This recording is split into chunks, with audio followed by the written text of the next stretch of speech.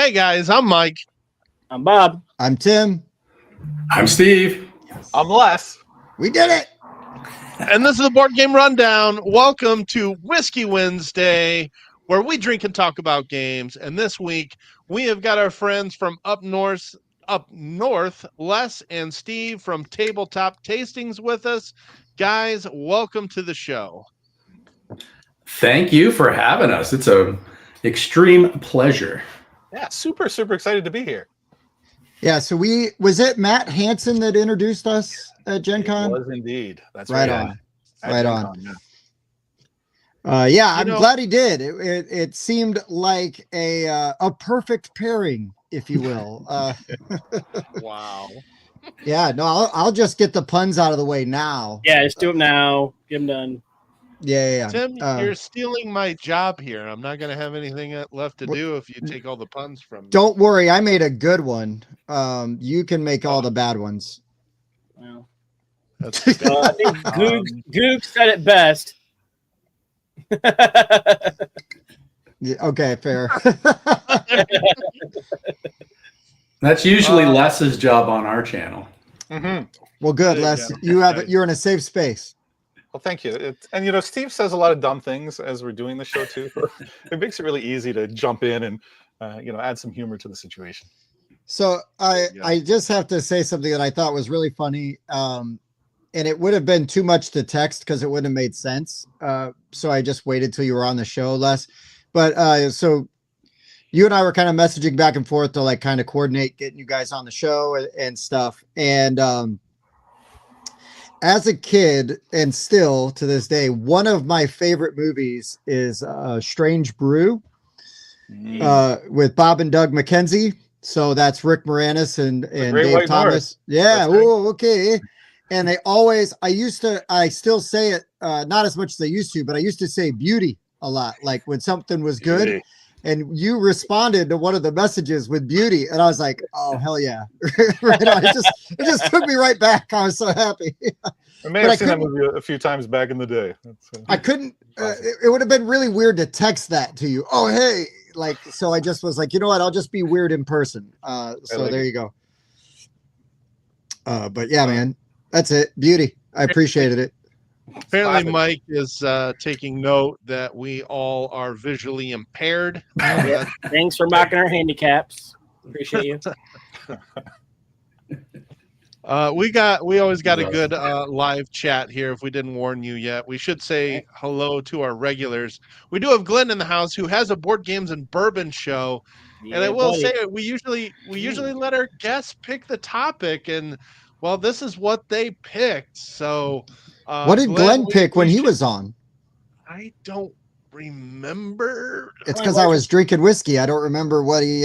Putting the guest on my list because like I have all my topics, but I don't have who the guest was.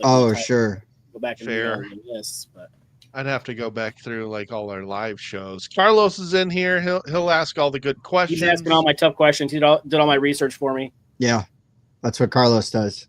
We got the Rossies in here, the playtester extraordinaires. Now the Rossies are going to be here to sort of carry the weight for me because Mike is going to have like decently classy whiskeys. Bob probably will. Well, Bob will definitely have better whiskeys than I. You guys, your noses will turn up, your faces will sour. With every one of my picks. So the Rossies are here because they're going to have good, classy picks. They are cultured people, unlike me. I was going to say, Steve may discriminate a little bit, but I don't discriminate against any whiskey. If it's whiskey, it's got a place in my heart somewhere. All right. Well, challenge accepted. I try all the time to find something that Les will not drink, and it's pretty tough. So this is why Les and I clicked right away, is because I'll drink about anything.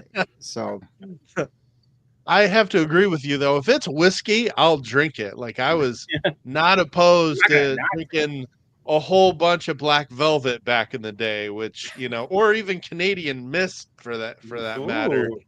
Yeah, I did it because any other cheap liquor I couldn't do it, but if it was whiskey, I could. And then we started this show, and I'm like, I should probably start to diversify a little bit here. So I have accepted that role a little bit more than these other guys have. So Very that's all nice. right.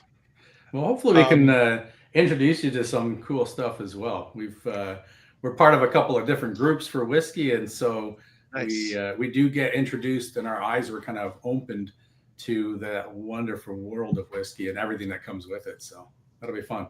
I love it. Awesome. Yeah, I listen, man. I'm always open to, trying new stuff, looking out for interesting, things. So yeah, it's going to be a good time, man. I think you guys are going to educate us a lot, and I will be just here taking notes. And I will rely on Tim's notes. There you go. We get our viewers chiming in with the drink suggestions as well. Dave's got the Basil Hayden toast. Not Love bad. the Basil Hayden. So and good. This one I'm a fan of is the McKenna 10. Not familiar with that one, Steve. No. Henry McKenna, no. You guys get a lot of different things there as well. We get a lot more, true, I would say, European and like stuff from Taiwan, that kind of thing. But you get a lot more, even just bourbon. The world of bourbon is massive. Well, Kentucky, so much more right? than we do. Yeah. Yeah. Well, with our borders being so open and free and, no controversy there. Yeah.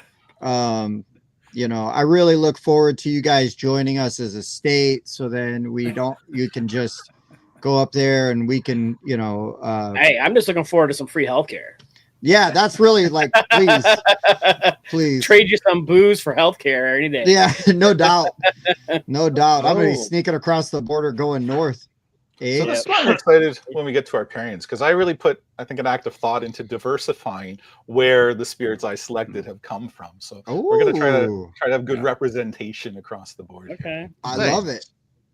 I tried to do that as well. We'll get into a little bit of like the motivation and the criteria for our picks, but I think Carlos has given us a perfect segue to talk about you guys and your channel and how you started pairing games with whiskey. But he's asking what the go-to whiskey is when you're settling in for game night.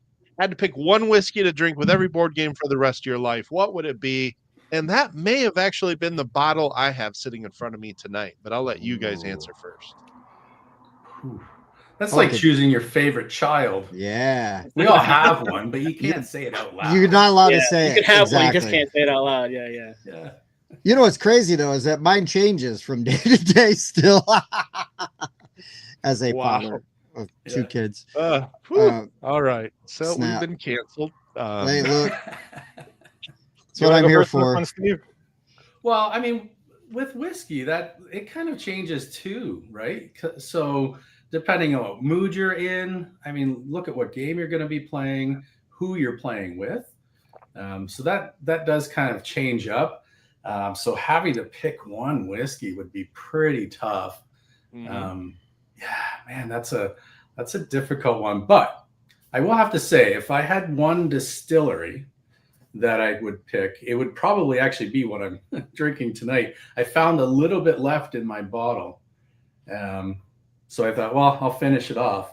And so these guys are actually from Taiwan. I'll try and put it up. Oh, actually, here, I'll blow you up. So there we go. Sorry, viewers. You just lost all your live. That's all right. They'll live. Ooh, sherry casks. Yeah, so this is an Oloroso sherry cask. They do lots of different finishing, but that's the company there, Cavalan. They're out of Taiwan, and so they usually take like a single malt, so a barley single malt, and then they'll finish it in like an Oloroso sherry. They'll do a peated. They've got like so many different casks that they do, but I find that every time I open a bottle or I get sent a sample, it is just next level whiskey. Nice. Just so good. I'm a little bit different than that because I'm thinking, okay, if this is something I'm going to drink every time I sit down, and if it's something that it's the only thing I can drink for the rest of my life, that means I'm probably going to be buying a lot of this stuff. So price is a factor in that. So I'm leaning towards more like a Maker's Mark. Maker's Mark was one of the whiskeys that I first really started to love. I Same. did the Kentucky, trail, bourbon trail, got to hand dip my own bottle and whatnot. Went online and you can order custom labels and then put your name on it as well. Yeah. But Maker's Mark is just a fantastic, nice, well-priced bourbon. And every time I have a little bit, it just brings a little bit of a smile to my face. And I like what they're doing. There you go. Yeah. That's That awesome. is- That's one of my go-tos. Like when I go to Costco and you can get the big old bottle there of Yeah. Maker's Mark. Plus, when I back in the day when I used to work at LaSalle Grill, we had a couple of those guys up there from the distillery, and we did a whole Maker's Mark spread, like different Maker's Marks with different meals and whatnot. And that was pretty awesome. I got like one of those gold dipped bottles and a couple other like things signed by them, and it was pretty neat. So it's a great Bob experience. used to be like a sous chef, right? At a I had the sous chef job without the title or pay, there you go. But but I did like in- the menu writing and the ordering and all that kind of stuff. in a very high dollar restaurant in town here. So yeah, when he says like LaSalle Grill, that's what he's referring to. It's But bougie. it's bougie. Carlos saying Cavalan is $90 in Chicago. So There's Josh Bowman um, popped on. different variations of Cavalan as well. We may see another one as the evening progresses, but I think they've got a pretty wide range of There's drag racing out there. Jeez. Yeah. where'd that come from? I thought somebody was listening to Kickstart My Heart. I'm sorry. It just sounded like the beginning of that song. I was ready to go.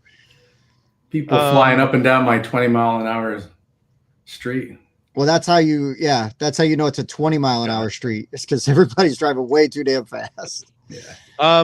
So to answer that question, like I said, it's probably the one I'm drinking today. Price would be a factor. So I don't want something that's going to break the bank. I want something that is not too hot, something that finishes kind of mellow, not anything that's too high proof, even though I like some of those, something that's very drinkable. And this has just become one of my favorite bottles under $50, and it is Russell's Reserve 10-year. Just a very good all-round bourbon for me.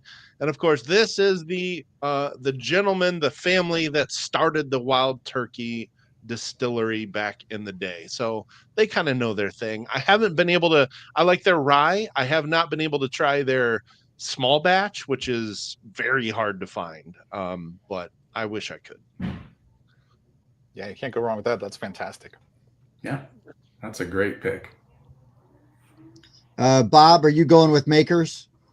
Yeah, I mean that's what I was gonna say. I drink that one a lot. I've always got a big old bottle downstairs. Now, to be honest, Mike got me this Woodford Reserve that I've been drinking on. That's almost gone now. That's fantastic. But if I, only thing I could drink, and price being a factor, Maker's Mark is yes, a good all around whiskey. I could drink it, not about every day, but every time I play board games, absolutely. Yeah, Woodford's really good. Makers is good. So I cannot betray my Kentucky roots. My great grandparents, well, even my grandparents, they all worked in a distillery in Louisville, Kentucky called National Distillery. I'm not going to pick one of their whiskeys because that's like Old Granddad, Old Crow, some of those. We may talk about them later tonight on the show, but I will have to go with a Wild Turkey. Just give me a straight up Wild Turkey bourbon. I'm great with that. Price point's good. It's smooth. I have a good time with it. Easy for me. Great pick. Awesome pick. I love their rare breed. Oh yeah, that's the thing is you can spend some money on some really good Wild Turkey, or you could reach for that lower shelf Wild Turkey as well if you're on a budget. But I honestly I feel like you're pretty good either way. You're pretty well off either way. Yeah, and So- I don't find like the rare breed's not that far from like your 101 or just your regular bottle. Oh, okay. In price. So I find that you get a lot more for just the bump up in maybe $25 a bottle. Yeah, not bad. I even really like their Long Branch as well. I actually got rare breed for the first time when the last time I was in Windsor earlier this year. I believe it was March. There's a duty free on each side, and I picked up one bottle that I will talk about in our list today. But I picked up that rare breed, and I believe I picked a non-chill filtered version of it, and those are a bit more not as palatable for me personally. Yeah, it's a bit hot, it's a bit strong. Yeah, I do personally prefer the long branch, but it's everybody's palate's different. You never know. Oh, for sure. What I do like about the higher ABV is you can add a couple of drops of water to it. Well, and it'll lower that a little bit and just kind of or Cuba ice, it all does the same thing. Yeah. Yeah. I like now, do you guys, when you sip your whiskey, is it just straight? Or I like ice. I like mine cold, but I can sip whiskey straight, no problem. But if I'm sitting here BSing with you guys, I plunk a couple of big rocks in there and work at it.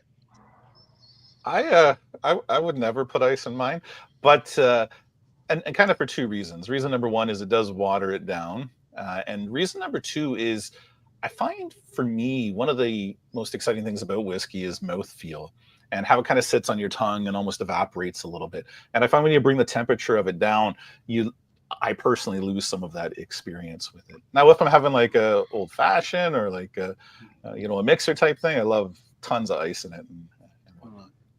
Ice is for hockey, Tim. Well, I mean, I am a straight up heathen when it comes to anything. I got a lot of ice in mine. Highbrow, anything cultured. So I am not offended. And I totally, I love hearing, what people that really genuinely, like that experience for them. It's like, I just live vicariously through them, listening to them talk about it. So I just have never honestly like taken the time or put in the effort, I think that's the only thing, right? As a young dude, we were just grabbing the cheap stuff, what can we get the most of, so that we can all get plenty to drink.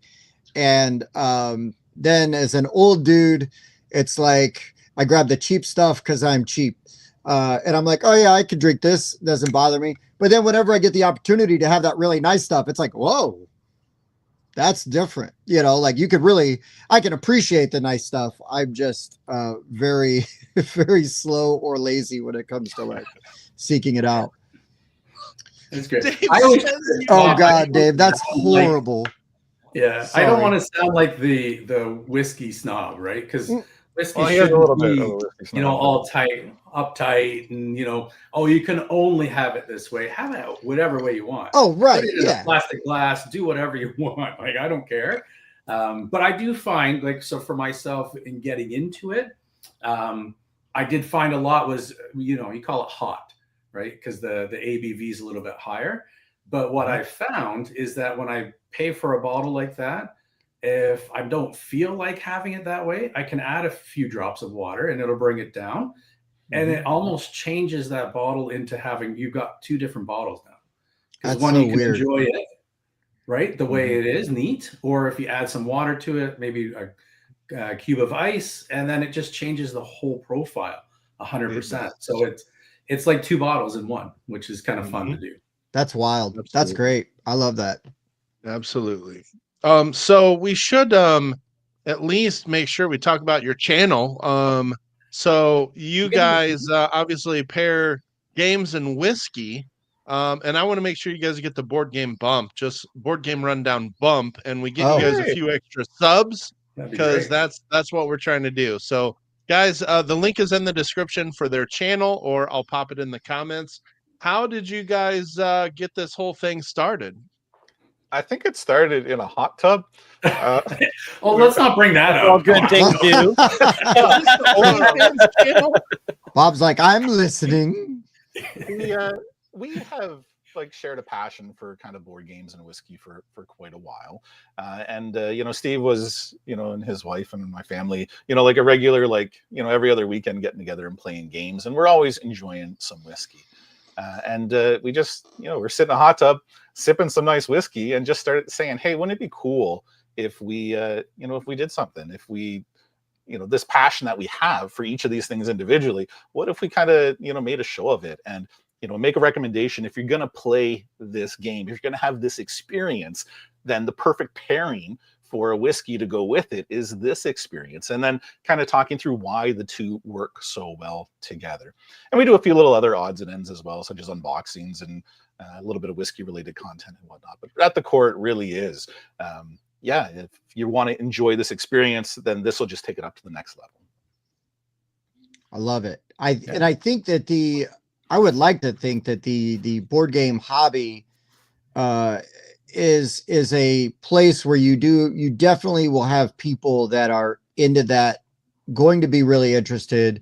They want to like class up their game nights, make it unique, put out a charcuterie board, come up with like interesting drinks and beverages, you know what I mean, to provide and serve and be on theme, and do game nights on theme. So, that's pretty cool. How long have you guys been doing it? I probably asked you all these questions at Gen Con, but it was at Gen Con. There was a lot going on. So we are coming up. Oh yeah. Sorry. Go ahead, Steve. No, that's okay. Yeah. We're coming up on our 2-year. Okay. Yeah. Right on. But no, that's great. And then so obviously everybody should go and check out a bunch of the videos that they've got. They're unique, right? And I also just will always say this is like as far as like other content creators go, there's no competition, right? Like this is all like rising tide raises all ships, so go support. There's room in your subscription feed for everybody, so go and subscribe to these guys. Give them a shot. Really appreciate that. And as you said, we were the first ones to start doing this. There's a few others that have had close or maybe adjacent to it. We just learned there's some people in Florida that are pairing beer with board games. Okay. But it's exciting to be kind of the first in this space exclusively.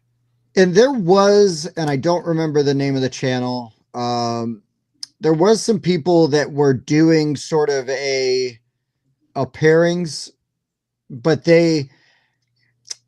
I think they got discouraged by the grind that it can be sometimes, to make content. So much work.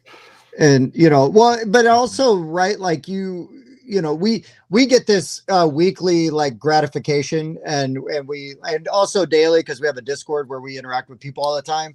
But before we did that, like sometimes you're like, is anybody watching? Like, does anybody care? Does this matter? Is this on? Yeah.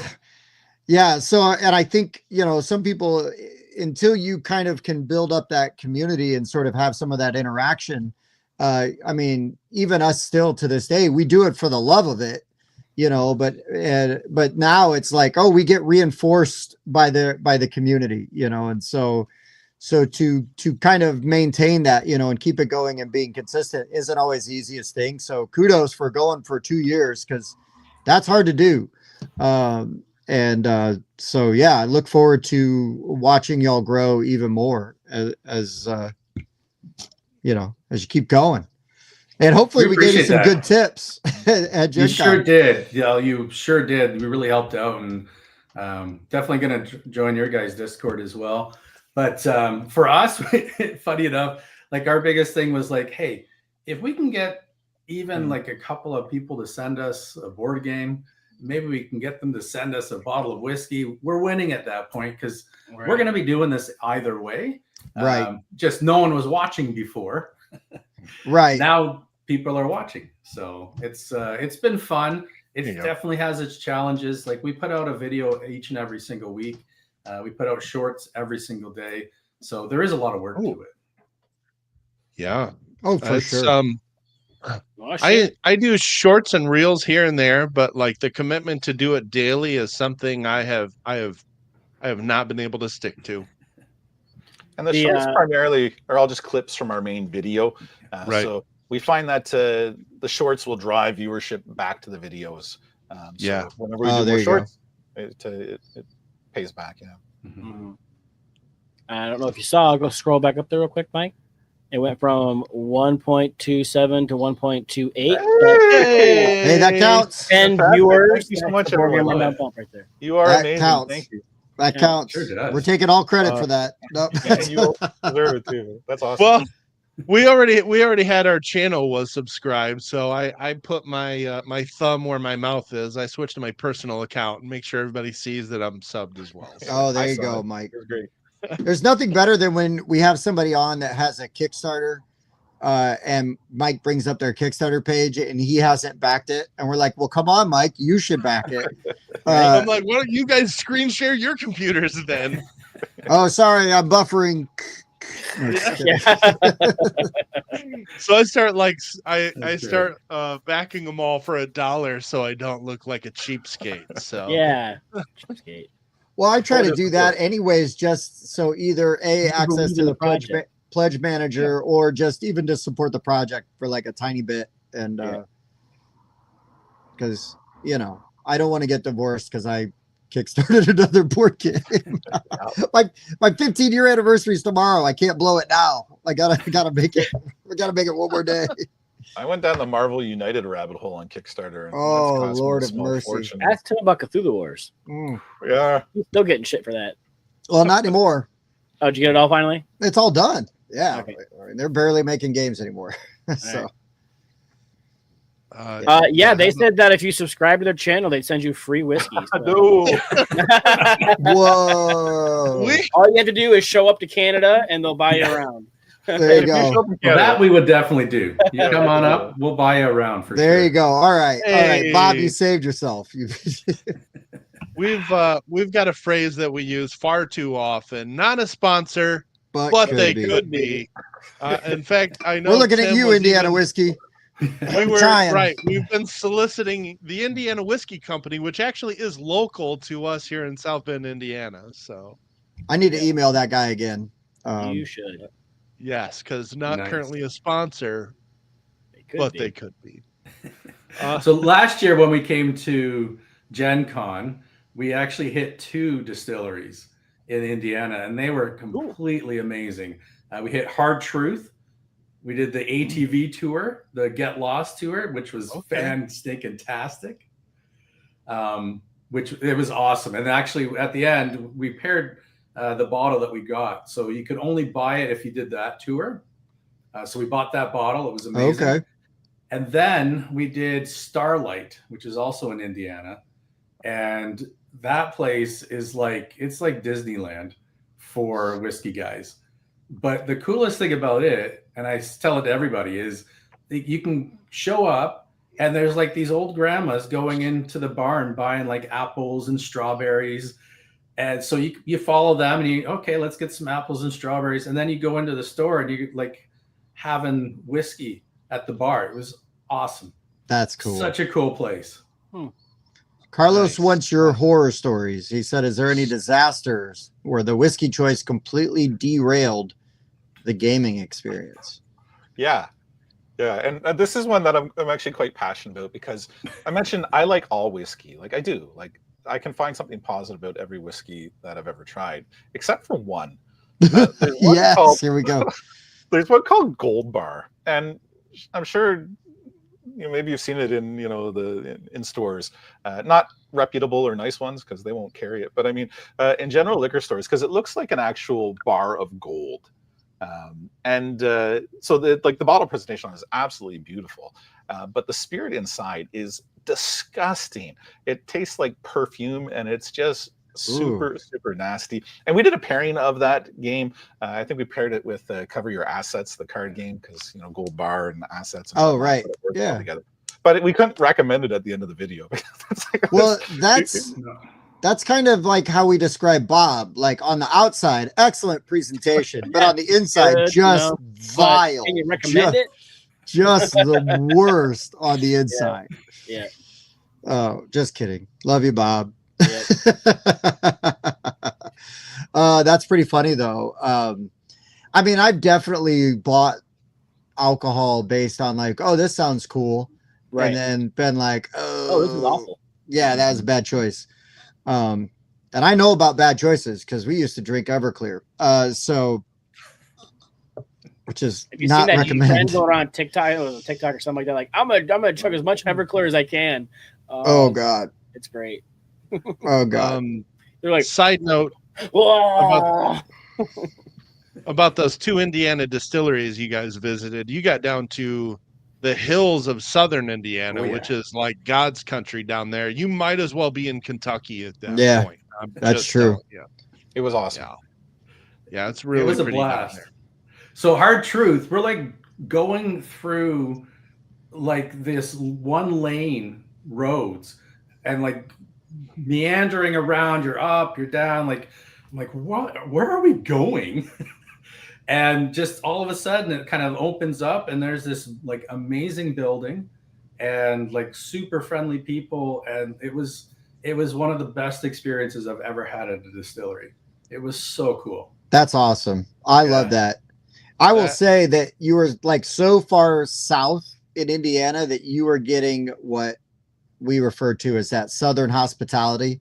So people are just a little bit different down there. A little bit nicer, a little bit more polite.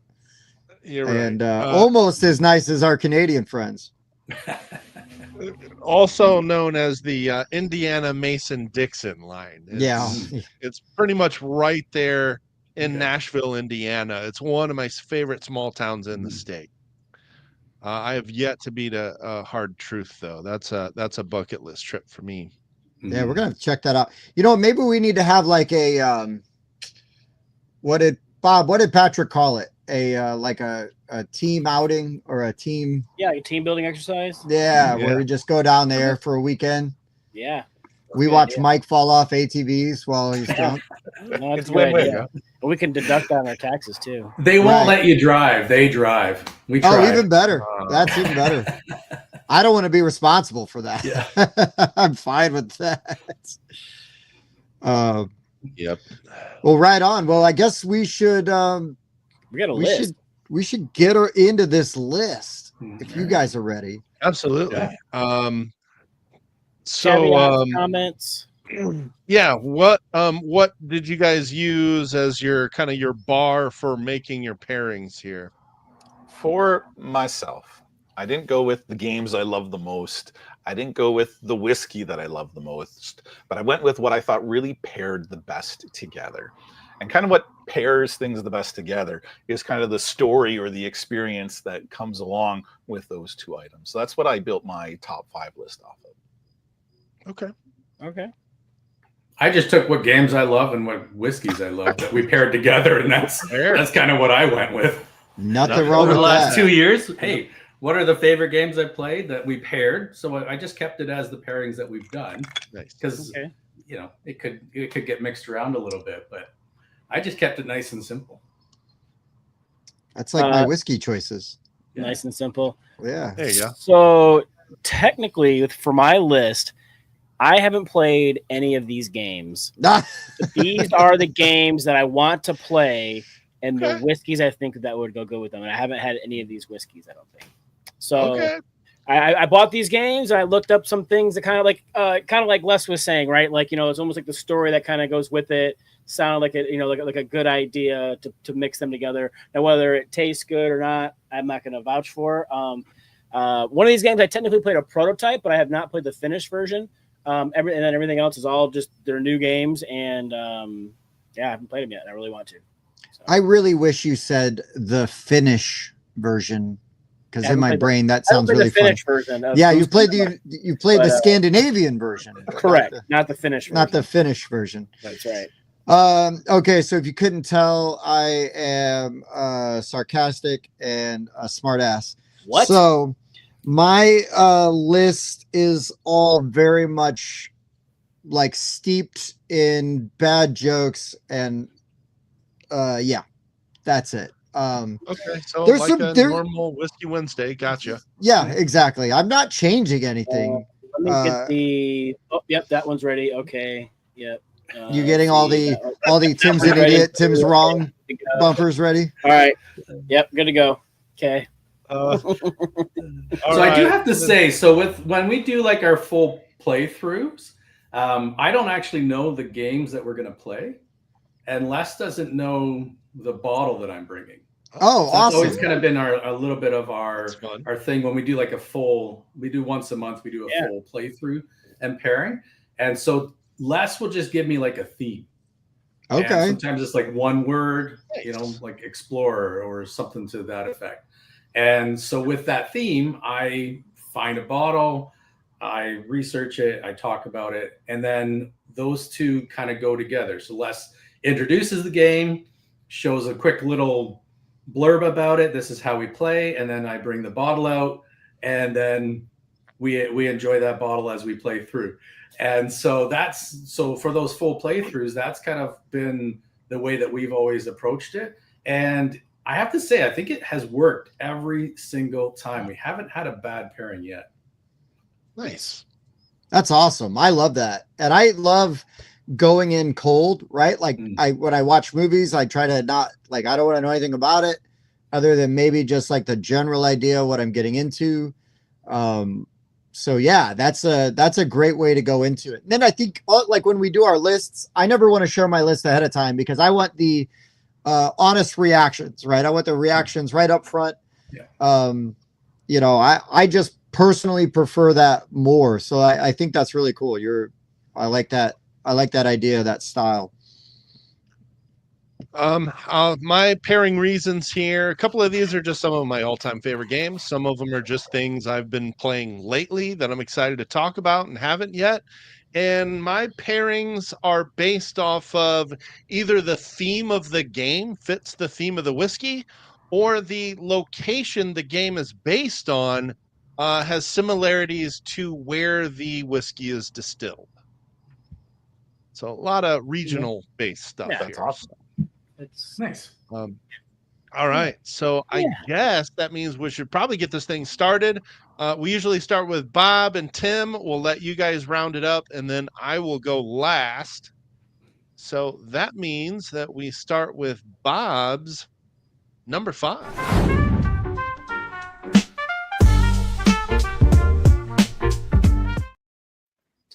all right. So for my number 5, this is the one where I technically did play the prototype, so I left it at number 5, so that way the rest of the list could be completely pure of unplayed games. But I've yet to play my finished copy. So I did end up kickstarting this game. So the game is called Shadow Network, and it's all about spies and espionage and things like that. And I was going to pair that with Old Forester's Statesman's Bourbon. Old Forester teamed up with the guys that were doing the movie. What was it called again?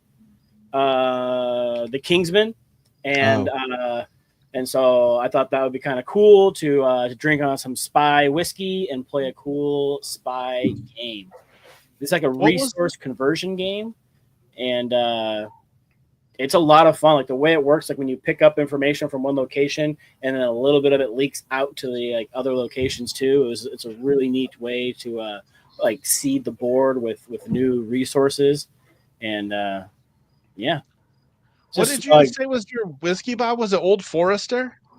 Yes, Old Forester's partnered with the Kingsman movie franchise to put out a whiskey called Statesman's Bourbon. Yep. Okay, gotcha. That's what I thought you said. I heard something totally different at first. Okay. Good old Louisville bourbon. Great one to start with. Hey, I am already in the bag for a Louisville bourbon. That's where all my family's from. Have not had the Statesman. I will say the 1897 and the 1930 are fantastic. Big fans of Old Forester. It's good stuff. Mm-hmm. Yep. Good stuff. Sure. That's one you should definitely have, Bob. But don't just have the regular Old Forester. Get a 1930 or an 1897. I'll help facilitate that if needed. Okay.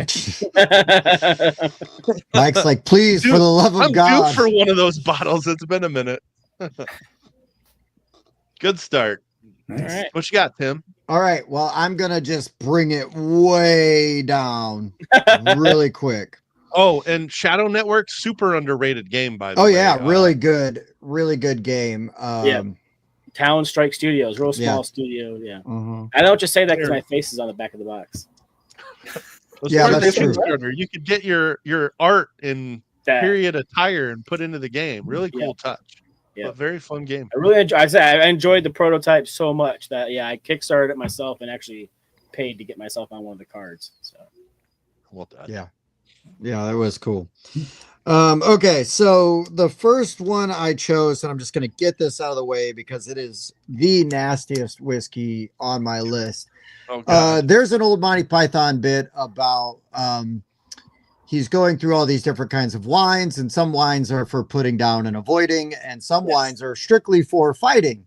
Yes. So my fighting whiskey is Jeffers Creek.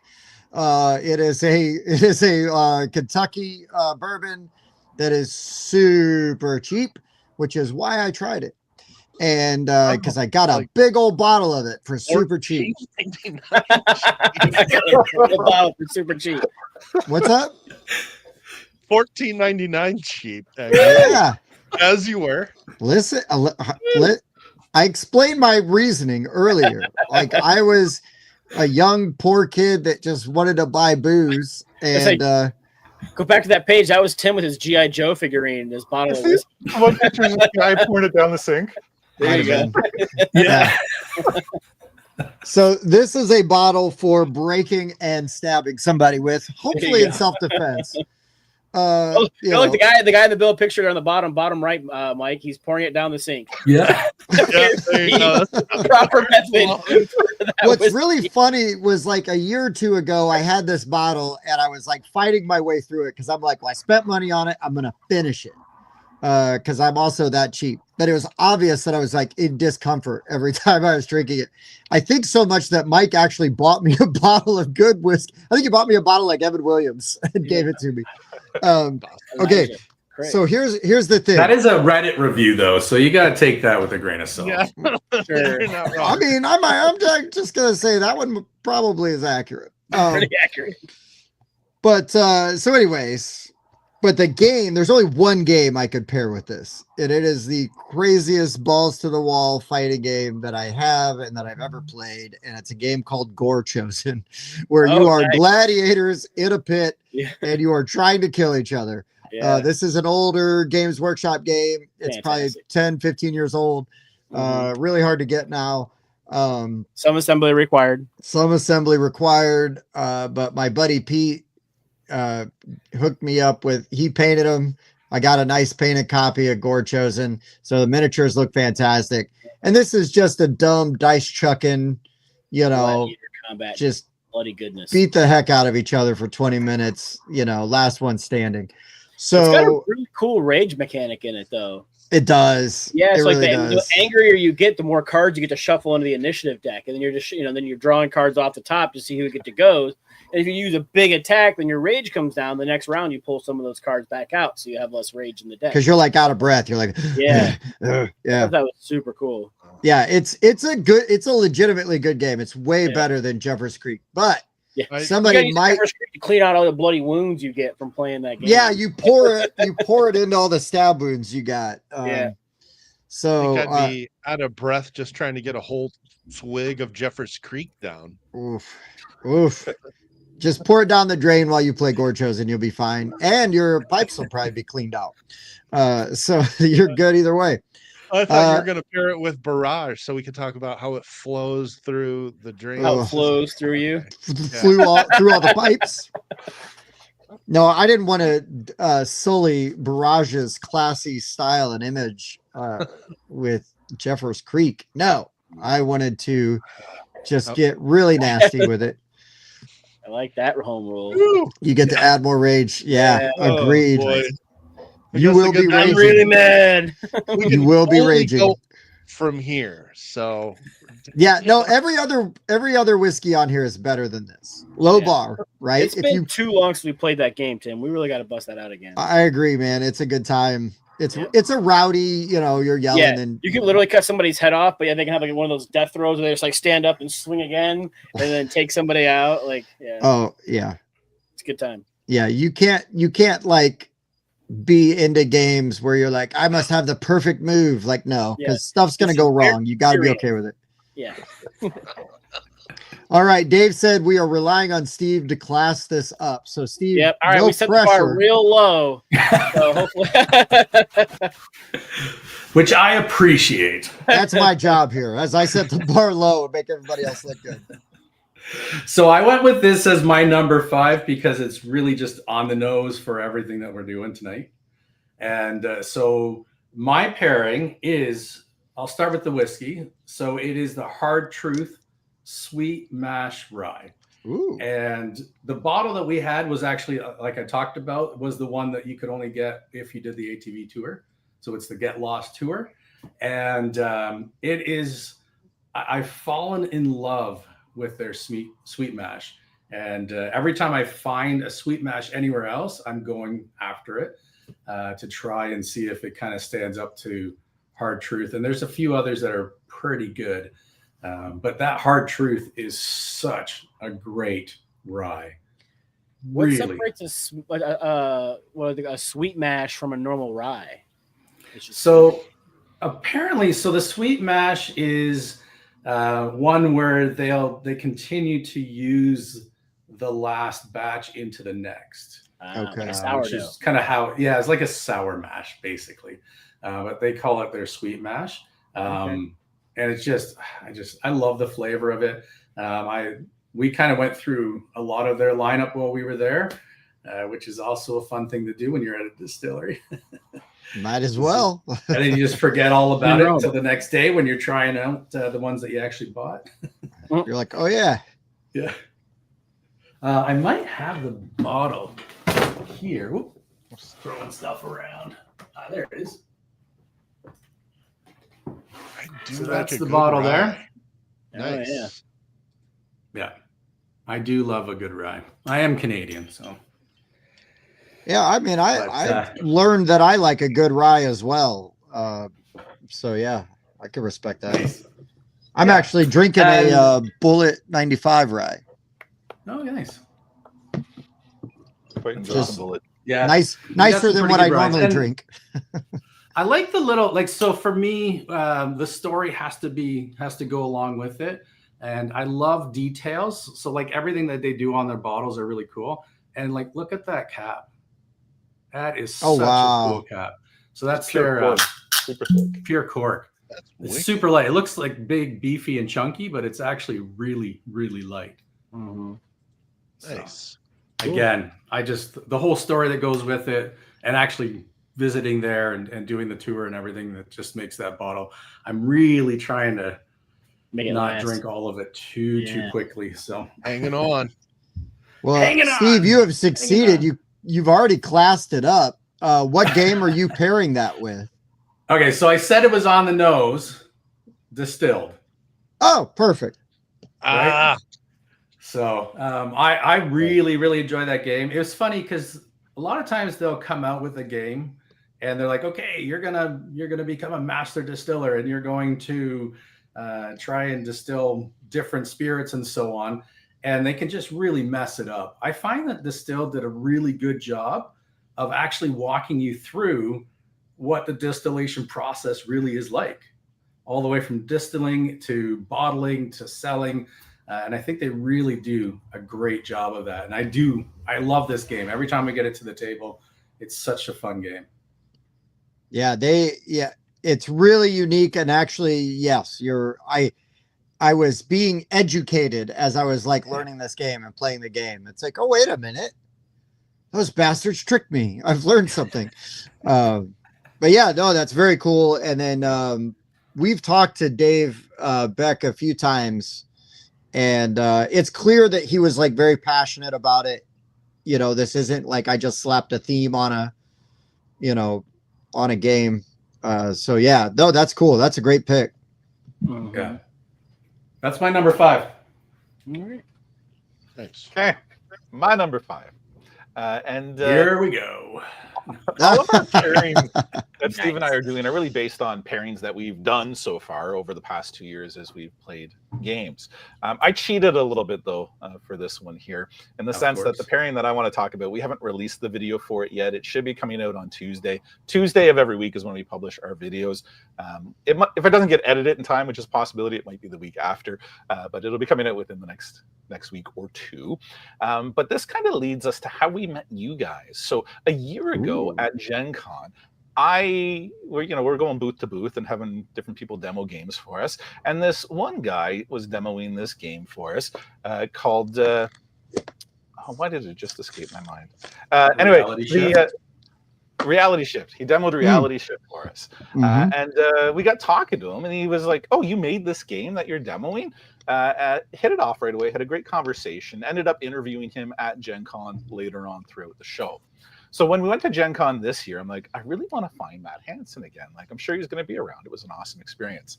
And when we had interviewed him a year ago, he was talking about this game that he had just signed a deal with. So he was super excited about that. And then this year at Gen Con, that game that he signed a deal for, they had a release party for. So I was in pursuit to find Matt, and we did find him, and he released a game called Ice and Idols. Ice and Idols is this fantastic little exploration game where you've got this whole board that rotates and turns. So it's kind of a little labyrinth where you're in pursuit or where you're seeking to find these idols.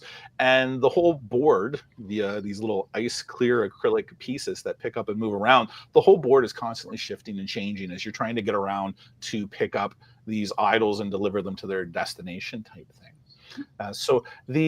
And it was actually through Matt that we had done another interview with him at this year's Gen Con, and he left and that was all good. And he came back a few minutes later and he's like, "Hey, have you met the guys here? I forgot the channel name, which is terrible. Board Game Rundown. Come on, Board Game Rundown. Thank you so much. Me and names are not good. Names and I are. You're bad. fine. I don't remember names. Anyway, and then he's like, do you want to meet them right now? Right. So we went up, walked over, talked to you guys, and that's what led to, what we're doing right now with this. So to me, that was awesome. A very, special event. I love Matt for doing that as well. I think his new game is a ton of fun as well. So it's led to this journey that's brought us right here. And this is where my first whiskey pairing comes into play, because when we were in Louisville, Kentucky. Yes. Just before Gen Con, we went to a place called Pursuit. Pursuit, they run a podcast channel. Steve's been listening to them for years and thinks they're absolutely fantastic. We went and did, what's the name of the tour there, Steve, that we did? The whole shebang. The whole shebang. So essentially, you go in for the whole shebang. They got 5 different barrels there. They take you through a tasting of everything that's in those barrels. They let you go and actually thieve what's in the barrels, put it in the bottle yourself. You get to apply the label to it. You get to put the cork on it. You get to shrink wrap the top of it. And you walk away with a bottle that you've selected and essentially assembled and made yourself. And it was just such a fantastic experience. Steve was giddy as a schoolgirl the entire time because he met one of his heroes. It was just this whole experience. But for me, the Pursuit, which is absolutely delicious, pairs up so nicely with Ice and Idols, and that whole journey that entire experience has led us on. I'm gonna have to ask my cousin about that, because he's a big whiskey guy and lives down in Louisville, and I'm gonna be like, all right, why have you not told me about this? It's super cool. So yeah, I'm gonna have to find out about that. Yeah, all my aunts and uncles and cousins, my parents are from Louisville, Kentucky. So that's why I it's kind of like my other hometown, as I spent a lot of time growing up down there. That's awesome. I loved Louisville. I cannot wait to go back there. We had so many awesome experiences there. It was so good. And we just on our way to Gen Con this year, we went up the day before on the Wednesday. And then so Thursday we could get to Gen Con by mid-afternoon. Mm-hmm. So we actually did the Pursuit tour at 10 a.m. Oh, wow. Nice. Well, that's one way to start the day. Hey, it's noon somewhere. Hey, that's right. Absolutely. He says it's noon somewhere. Nice. Yeah. Yeah. Good one. Yeah, check out Pursuit if you haven't. Those guys, they're doing such a great job. That place is wicked awesome. Sweet. So you have inspired me to alter my pick slightly. Oh boy. So it's fitting though. I think cheating. As if any of our picks are completely arbitrary anyway. All right, so my number 5, it is that season of the year, and everybody knows I'm a big sports fan. So I'm going to talk about a baseball game, and it's called Bat Flip Dynasty. I am kind of picky on my baseball games. Some of them aren't that thematic, and I've played a few that just did nothing for me. But having recently been able to check this one out, I'm not going to say that this is a super thematic baseball game, but I did have fun playing it. And basically, in this game, you're going to draft your players and you're going to add them to your active roster. As you can see, Bob is enjoying the theme already. Add them to your roster, pay the salary for them, and then you're going to gather up dice and try to slot them onto these players. If you can match the symbol, you get the higher win total on the right. But if you are unable to match them, then you'll get the lower win total on the left, which is not always 0. But then there's another phase. There's a regular season phase, then a playoff phase, where you're basically they call them wins, which is your points. But yeah, no way, right? No surprise here. The sports guy is going to talk about a baseball game. But see, here's where we kind of come full circle, I guess. Because as many of you may know, that one of the most famous bat manufacturers is based in Louisville, a Louisville Slugger, naturally. The family that owns Louisville Slugger created a distillery right next door, and it is called Barrels and Billets. And at Barrels and Billets, you get to go in, you can buy their pre-made baseball themed kind of bourbons here, like your lead off and your fastball, smoking fastball. But one cool thing about this experience is they give you very basic versions of standard whiskey, like American oaked or European oaked or rye, and they allow you to mix them and create your own custom bourbon. And so I did that here, and I learned some things during this process. And when I went down there to do this, it was last November, and it actually was the week before we actually filmed our 100th Whiskey Wednesday. I did not plan that whatsoever. But when I was trying to think of, well, they let you put your own custom label on these when you do it. I mean, mine have a little bit of heat, but not too much. And I naturally decided to call it Whiskey Wednesday 100. So you get to create your own custom variation, and then you get to label it with its own name as well. So fitting that it was our 100th episode, and it's, well, close. It's 90 proof, not quite 100 proof, but the thought is what counts there. So you got me thinking about how you got to sample all these, and I'm like, I'm switching my pick. I originally was going to go.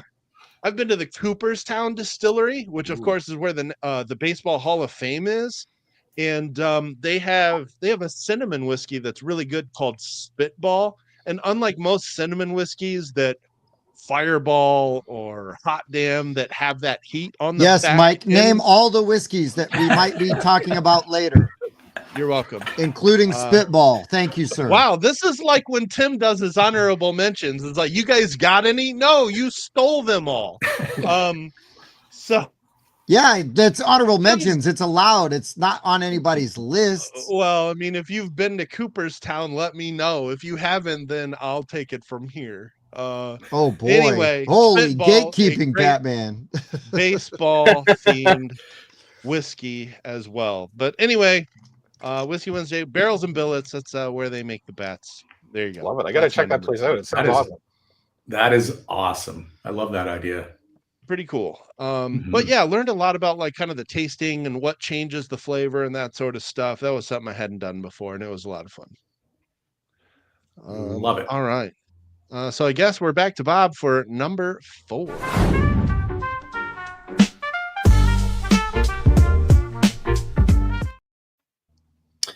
All right, for my number 4. So back during Prohibition times, obviously booze was difficult to get, but George T. Stagg apparently wasn't too difficult because it had medicinal purposes, which I'm sure they'll be saying in 100 years about our weed situation.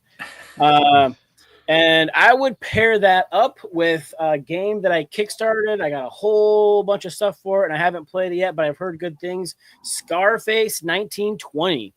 I figured it's pretty appropriate, being the Prohibition times, and that being one of the major whiskeys that was still available around then. I want to play my Scarface 1920. I got the Bloody Business expansion and all the accoutrement to go with that. And yeah, that's what I'm gonna do. So you've had neither whiskey nor played the game? Correct. That's the rest of my list. Get ready. Get ready. Hey, look, Bob, no judgment. No judgment. None. Because my number 4 that I am not going to use, because Mike literally just like moonwalked over it, which was Spitball Cinnamon Whiskey paired with Baseball Highlights, which is a good baseball game. Yeah, so I'm crossing that off right now. And I'm going to go with a different whiskey before Mike can destroy this one for me as well. So everybody knows that a wizard never asks how big the room is when he casts Fireball. He just casts Fireball. That's right. So I'm going Fireball with Dungeons and Dragons because it's the most obvious choice. The fighter's like, I'm still in here. You'll be all right. Yeah. I mean, look, Fireball is fine. It's not a sipping whiskey. It's a shooting whiskey. And, you know, like, look, if I'm at a tailgate, somebody hands me Fireball, bing, bang, boom, no problem. But I'm not like kind of hanging out, you know, like, oh, I'm feeling sophisticated and drinking Fireball. No, you're listening to Pitbull. You're throwing fireballs and you're playing Dungeons and Dragons and throwing some dice. So no, I mean, look, man, everybody knows about Fireball. It's a cinnamon whiskey amongst many. Is it the best? Probably not. Is it the most popular one? Definitely. Yeah, that's it. D&D. Pick your flavor of D&D because I guarantee you that's going to be better than the Fireball. But you can enjoy it anyways, and then make everybody do a shot every time you cast Fireball. I love it. That's awesome. That really brings the dungeon to the Dungeons and Dragons. Yeah, because it's whiskey. It's slightly better than Jeffers Creek, though. I will die on that hill. Nice. But maybe not much better, but it is better.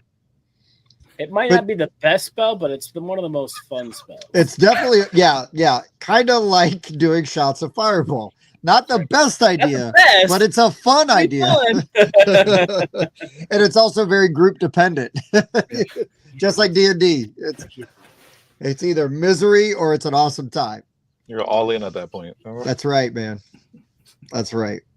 And Mike, I'm not even lying. I wrote down Spitball Cinnamon Whiskey from Cooperstown to pair with Baseball Highlights because I was like, there's got to be a baseball whiskey. Are you serious? I'm not joking. I'm not joking. Spitball was my original pick, and then I switched to... I crossed it off. There's no way. Dude. Tim did research for one of these? I did. I'm beside myself. I know. I knew you'd be. I knew you wouldn't believe me, but I swear to God, I've got it written down. I just don't want to show you the rest of my list. I had backups for this reason, but I didn't think it was going to be Spitball on a honorable mention. I thought I have some at home. I thought if you had Spitball, it would have been your actual pick, and then not just because I was still going to keep it on my list until you're like, well, you know, you could drink Fireball, or I could name these 30 other cinnamon whiskeys that somebody else might have on their list, including Spitball. Anyways. Right. I'll go ahead and scratch off Heat Pedal to the Metal from my list with the other cinnamon whiskey pairings then. Oh, you can leave Heat on. Heat's not on my list. You're good. I don't think I have any more cinnamons either. Oh, that's great. This is fun. This is what we do. Welcome to the show, guys. Mike and I fight like an old married couple. And you know, Bob just sits there and goes, "All right, boys, that's enough. Move on." Mom and Dad are fighting again. Yeah. I'm gonna keep drinking. It's a true nuclear family. This is an accurate representation of 1950s America. Let's go. Yeah. Beautiful. Steve's got to save us from the fireball here. I'm waiting for All Steve to right. say So right now. my We'll see. picks are not like overly to me. They're not, they don't have all these stories that go behind it and so on. But anyways, so my number 4 is what I'm drinking. So I'll go with the whiskey first. So it's the Cavalan Solist. It's the Oloroso whiskey. So it's their single malt finished in Oloroso sherry. And kind of one of the cool things again about these guys, Cavalan, is that they have like a big lineup, but you'll never see a age statement on it. And they don't tell you what it is, but it's also really not needed because it's in Taiwan. They get aged so much faster. So if you think like of a Scotch, right, it takes 8, 10, 12 years for that barrel to get really good because of their climate. It's cold, damp, and takes a long time. But because of Taiwan being so hot, that humidity is constantly on it, it ages so much faster. You get so much more flavor out of it. So I said it when we did this pairing, and like I've been into whiskey for a long time, like 20 years, something like that. And then I had a friend say, "Hey, you got to try this stuff, Cavalan. He just heard about it. He bought a bottle. You got to try this." And I literally had tears in my eyes going, whiskey can taste like this? Like, this is so good. I've never had anything like it. And I got like emotional, guys. That's the exact opposite of Jeffers Creek. Like you have tears in your eyes from it. Right. But it's from the rubbing alcohol smell of the bottle that you just opened. You talk about aging faster with all the humidity. I wonder if that's what's going on in Florida. That's preserving. Florida. Yeah. Oh, okay. So, yeah, their 80-year-olds look like 60-year-olds. Yeah, they have doctors for that down there. I Yes. guess. All the plastic. Yeah. All right. So, and then I've paired it with our pairing that we did, which was our second episode, and that was Terraforming Mars, the dice game. Just a fun game, and you get to explore, you get to do a lot of things, and then I love a game where the dice roll is just going like you have an idea of what you're going to do, and then you roll those dice, and you're like, well, there goes that idea. Oh, sure. Because it can change it up so much, and I think that like we had kind of the thought was, if I was going to go to Mars and I could only pick one bottle to go with me, it was going to be the Cavalan. There you Nice. So that's what I would take to go to Mars. That's and really hopefully interesting. make it. Yeah. So that's really that's my number 4. I enjoy both those things together. And go. Nice. that's it. Nice. I think that's great, and I really appreciate you highlighting how asinine my first 2 choices have been. So, Now, Fireball. If you're gonna come to fight with Fireball, I mean, no, you're doing fine. You're great. To piggyback off that a little bit, as soon as you started talking about Cavalan being from Taiwan, this recent year Gen Con, we met a Taiwanese designer and manufacturer of games, and they put out a game called Last Lantern, which is a cooperative game. And like, I really want to try that whiskey now while we play Last Lantern together. I think that would be smart. Yeah, that's a good idea. Let us know how it goes. I'd love to see that. Yeah, I got to find a bottle of that Cavalan first. I got to pull up on a different page here. I'm looking at. So the Solas come in this box. Let me get back. Which also adds to like the Ooh, yeah. It's got a box. Fancy Presentation. But that's the Solus They are higher ABV, so 59.4%. Okay. Yeah. Yeah, the Jeffers Creek comes in like an Amazon box, I think. Does that count? Wow. That's just going to be my go-to punching bag for the Nice. night. I Oh, apologize. boy. You've been warned. I bet Les would drink it though. Les, Yeah, drink anything. Oh, yeah. listen, man, my Right. kind of guy. Let's go.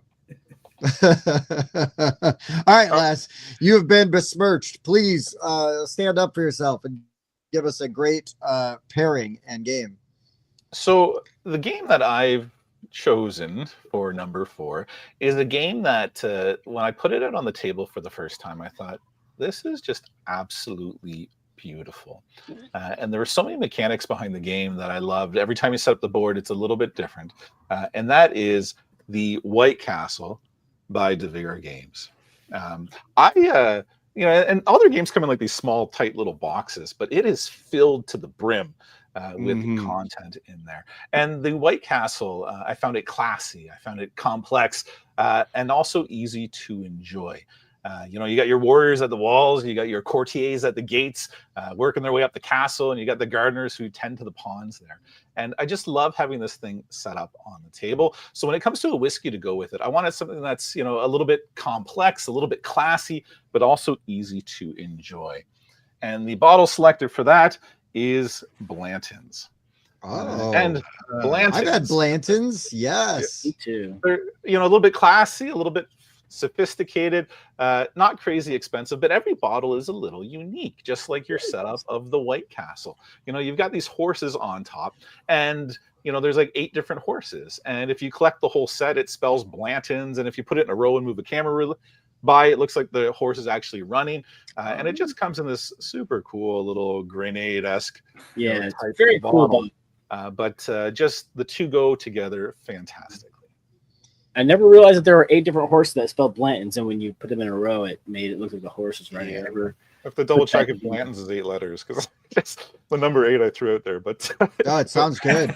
I would have put the White Castle on my list, but I couldn't find a whiskey that was made on a bed of onions and put in a delicious little slider. Yes, a slider. Yeah, the White Castle. Wow. Yeah, White Castle hamburgers. I love You them. know, you talk about the White Castle, and like I just realized this last year at Gen Con that they do breakfast all day, and their sausage breakfast sliders are phenomenal. Like, totally derailed this. Totally derailed this. Bob, you're supposed to be immune to this. You're supposed to be the one to keep us on. Shit.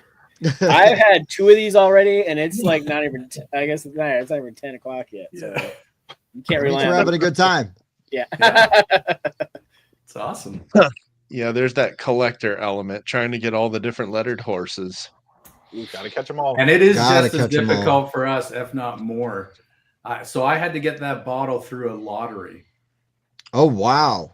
Yeah. Wow. Although It when we is- were in Louisville, like even at the duty free on the way back in, there had to have been like 300 bottles of Blanton sitting at the duty free. Yeah, as I said, when we went to Oh, Canada wow. last, I saw a bunch of Blantons at the duty free. Yeah, they mark them up quite a bit. They're allocated in Indiana, so you just got to know when and where, and what time, what day. Chris, There's Facebook groups for that. 24 hours a day, all day. Or overpay for it.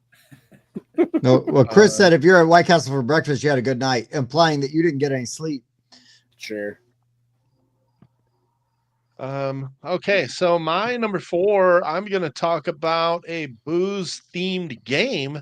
So we're going to talk about one of my favorite small box games, a newer release. It is Wine Cellar from 25th Century Games. This is just a very fantastic thematic game, and I actually pulled this out and played it again this weekend. Played it with a couple of people that had never played it like 4 times in a row. Everybody was having a blast. Premise of this game is really simple. Basically, you're going to have a hand of 8 wine bottle cards, and there's going to be a market of bottle cards, and you are going to, if I can find a better picture, you are going to take one of your cards. Where is a side view? Thank you. No, there you go. When the cards are in your hand, that big number is your bid. So you're going to simultaneously pick one, reveal it. Whoever's got the highest number gets the first dibs on the cards that are out in the market. You're going to grab that card. You're going to add it to your personal wine bottle selection, but you have to flip it sideways, just like you would store wine. And then the cards that you bid with go into the middle, and that's what you're bidding on for the next round. You're going to do that 8 times until you have 8 wine bottles on your display. The only crux to adding them to your collection is that each card has to touch. So your second card can go above or below the first card, third card, again, all of them have to touch. You can't create any gaps. And it's thematic because the whole scoring system is done that your wine bottles age at different rates. So the top, if I can find a better picture, once again, I'm just stuck on bad pictures tonight. There we go. The top wine in your selection here, that 3, you're going to score the 3. The second one, you score the second number. The third one, you score the third one, and you create a diagonal scoring method here. So as you're adding these bottles to your collection, you're kind of thinking about where you're trying to put them so that you can maximize your scoring, because the score goes from 1 to 8 depending on the year that it is in your collection. We've also got these client cards that add a set collecting element where you're trying to, I guess, pair your client card with either these types of wines or the country of origin for like a secret set collecting goal. It's really simple. It's really fun. It supports 8 players. It plays in 20 minutes. I've really, really come to love this game. I would pair this with a whiskey called Oak and Eden. This was originally distilled in Indiana. Now they distill it in Texas, but they still source some of the stuff that goes in it from a large manufacturer in Indiana. And Oak and Eden, they put a finishing spire inside of the bottle to add kind of an extra flavoring to it. Well, one of my favorites is a Cabernet soaked oak spire. So there you go. There's my wine tie. Hey, you did it. And go all the way around the bush, but we got there. Nice job, Mike. We need to get Andrew Stiles to design us a whiskey collecting game. There you go. Good pick, Mike. Nice. No appreciation here. We complimented you. Yeah. Yay! It was backhanded, but it was still a compliment. All of 10 picks from now on. Yay! All right. Yay! Let's go to Bob's number 3. Yay!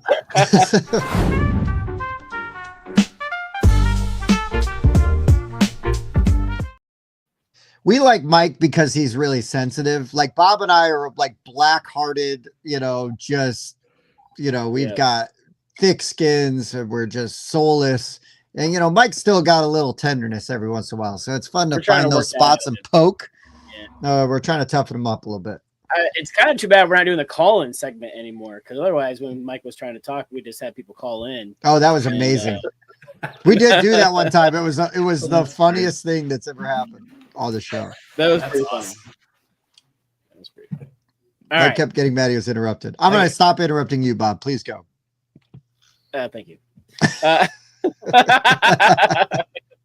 All right, so my number 3, the game takes pretty graphic.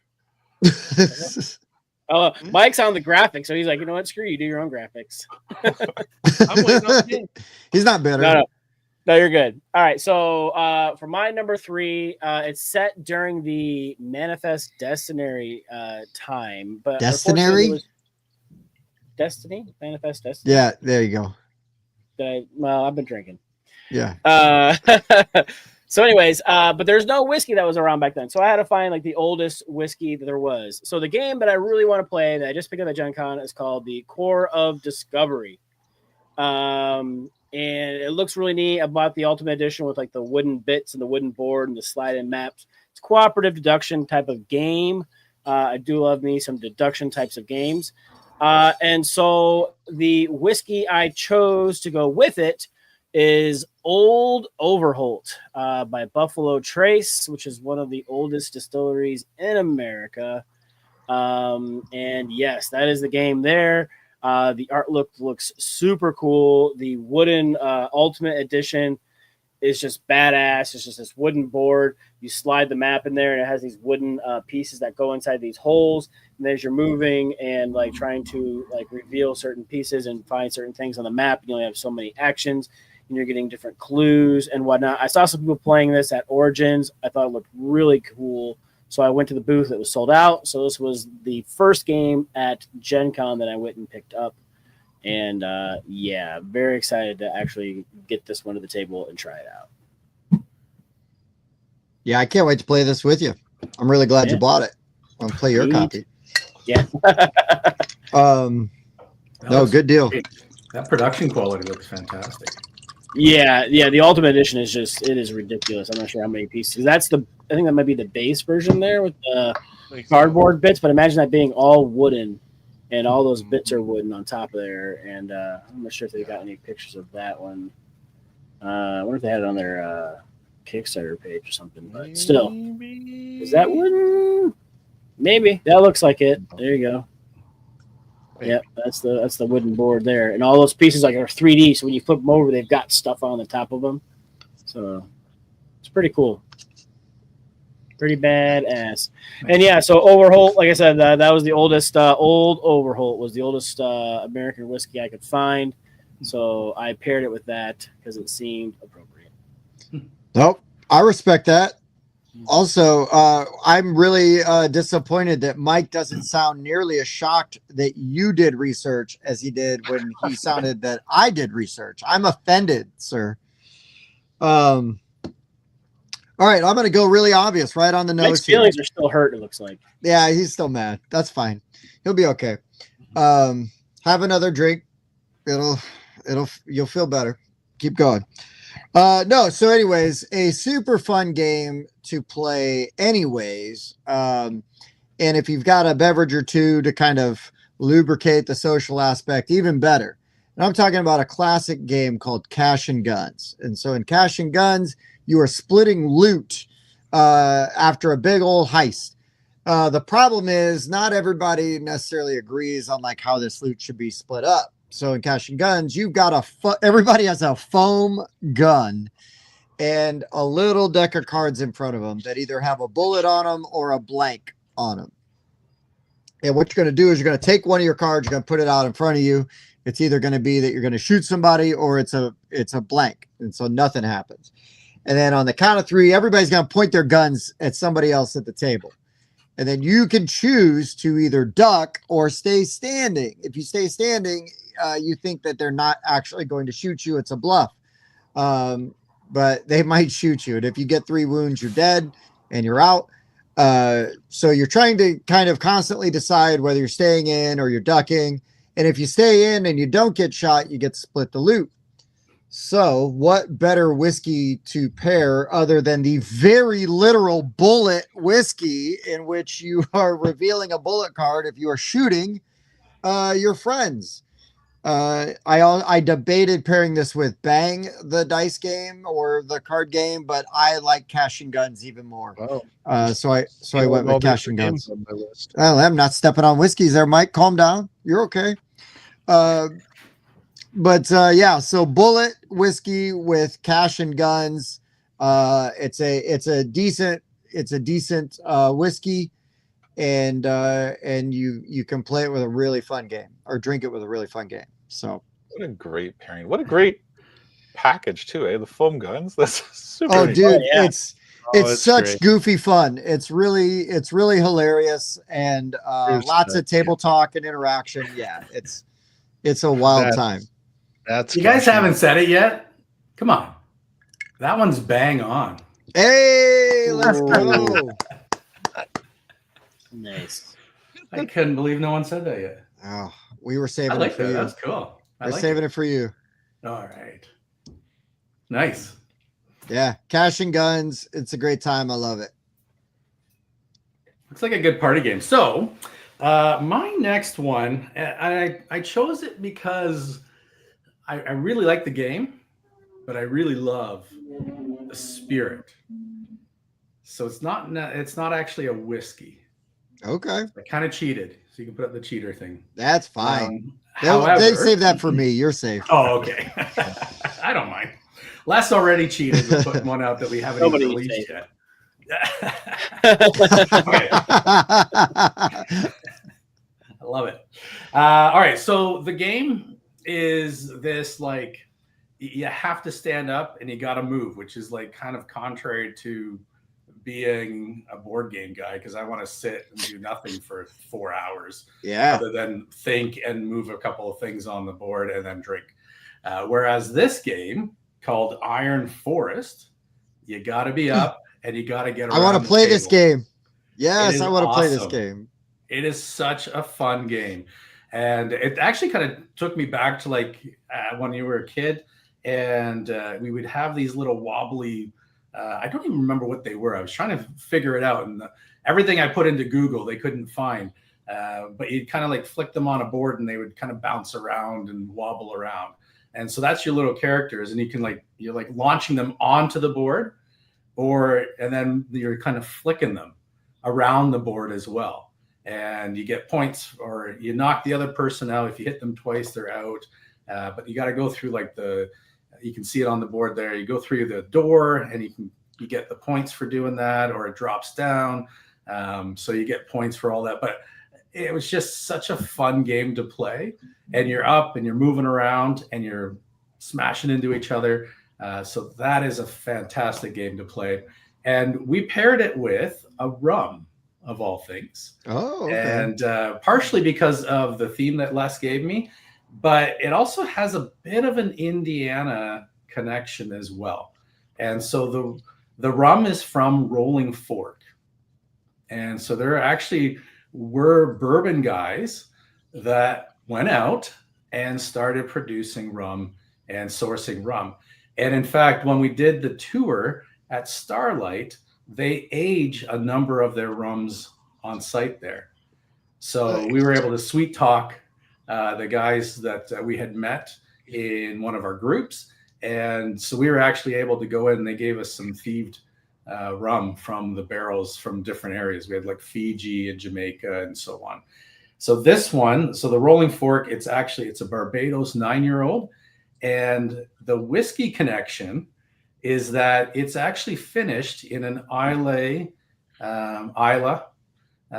Scotch cask. They won't say what it is, but everyone knows it's Ardbeg. So they finished it in Ardbeg, and it literally tastes like a Scotch finished in whiskey in a rum barrel. It's almost like the opposite. It's so tasty. If you can find Rolling Fork, you gotta grab a bottle. It'll be worth every penny you pay for it. But those two things together is awesome. That sounds really unique. Mm-hmm.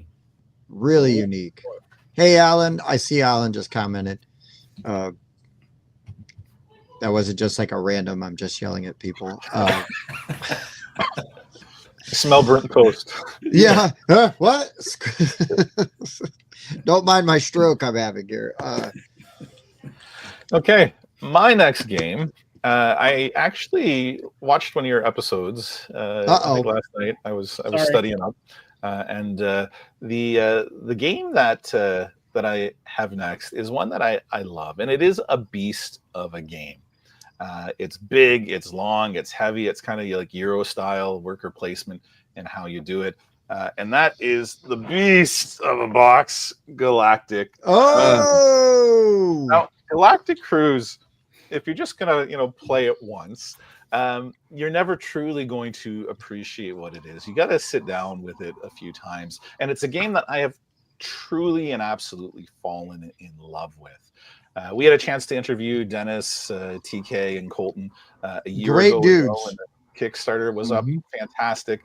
They've got some Canadian roots as well, which was pretty awesome. And the thing that impresses me the most with this is that Galactic Cruise is their first game.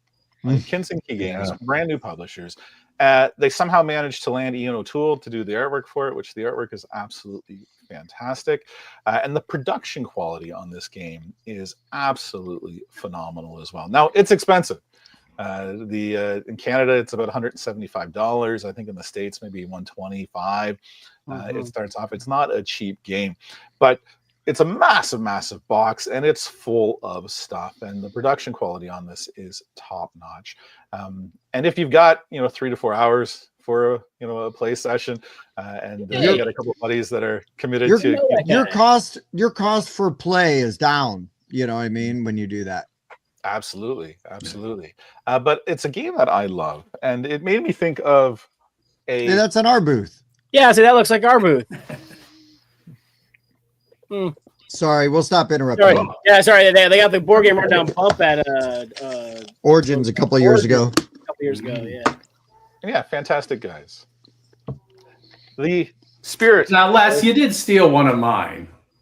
So I'm just going to jump in there with that. Like, it was in my top 5 as well. Now I'm going to have to scratch.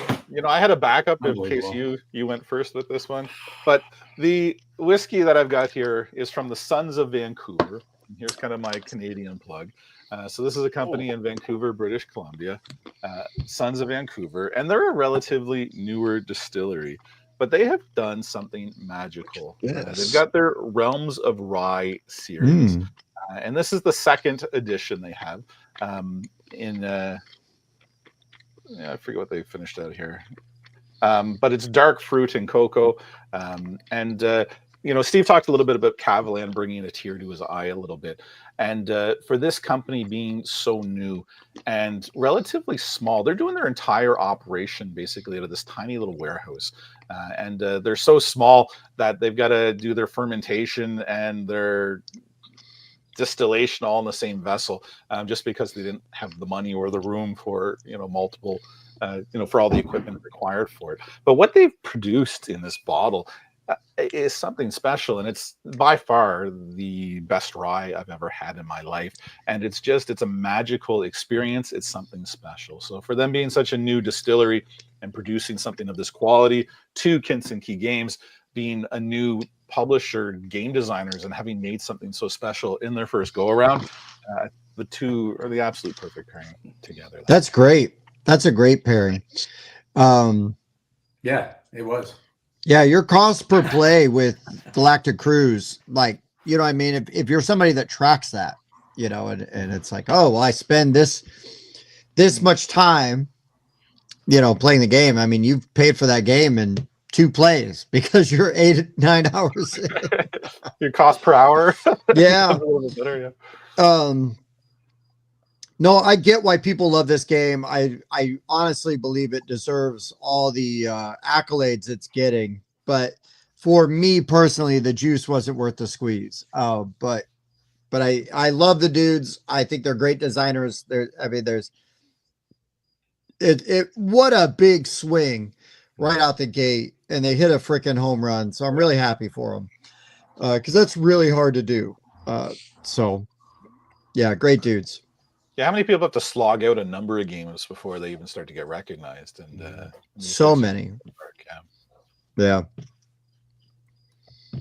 All right, Mike. Nice. Yeah, I can't top that one. Okay, so I only found out 5 minutes before the show that you guys are from Ontario. We usually leave the pandering to Tim. That's fair. But apparently Accurate. I'm filling in tonight. Thanks, Mike. Because I'm going to pair a Canadian published game with a Canadian distilled whiskey.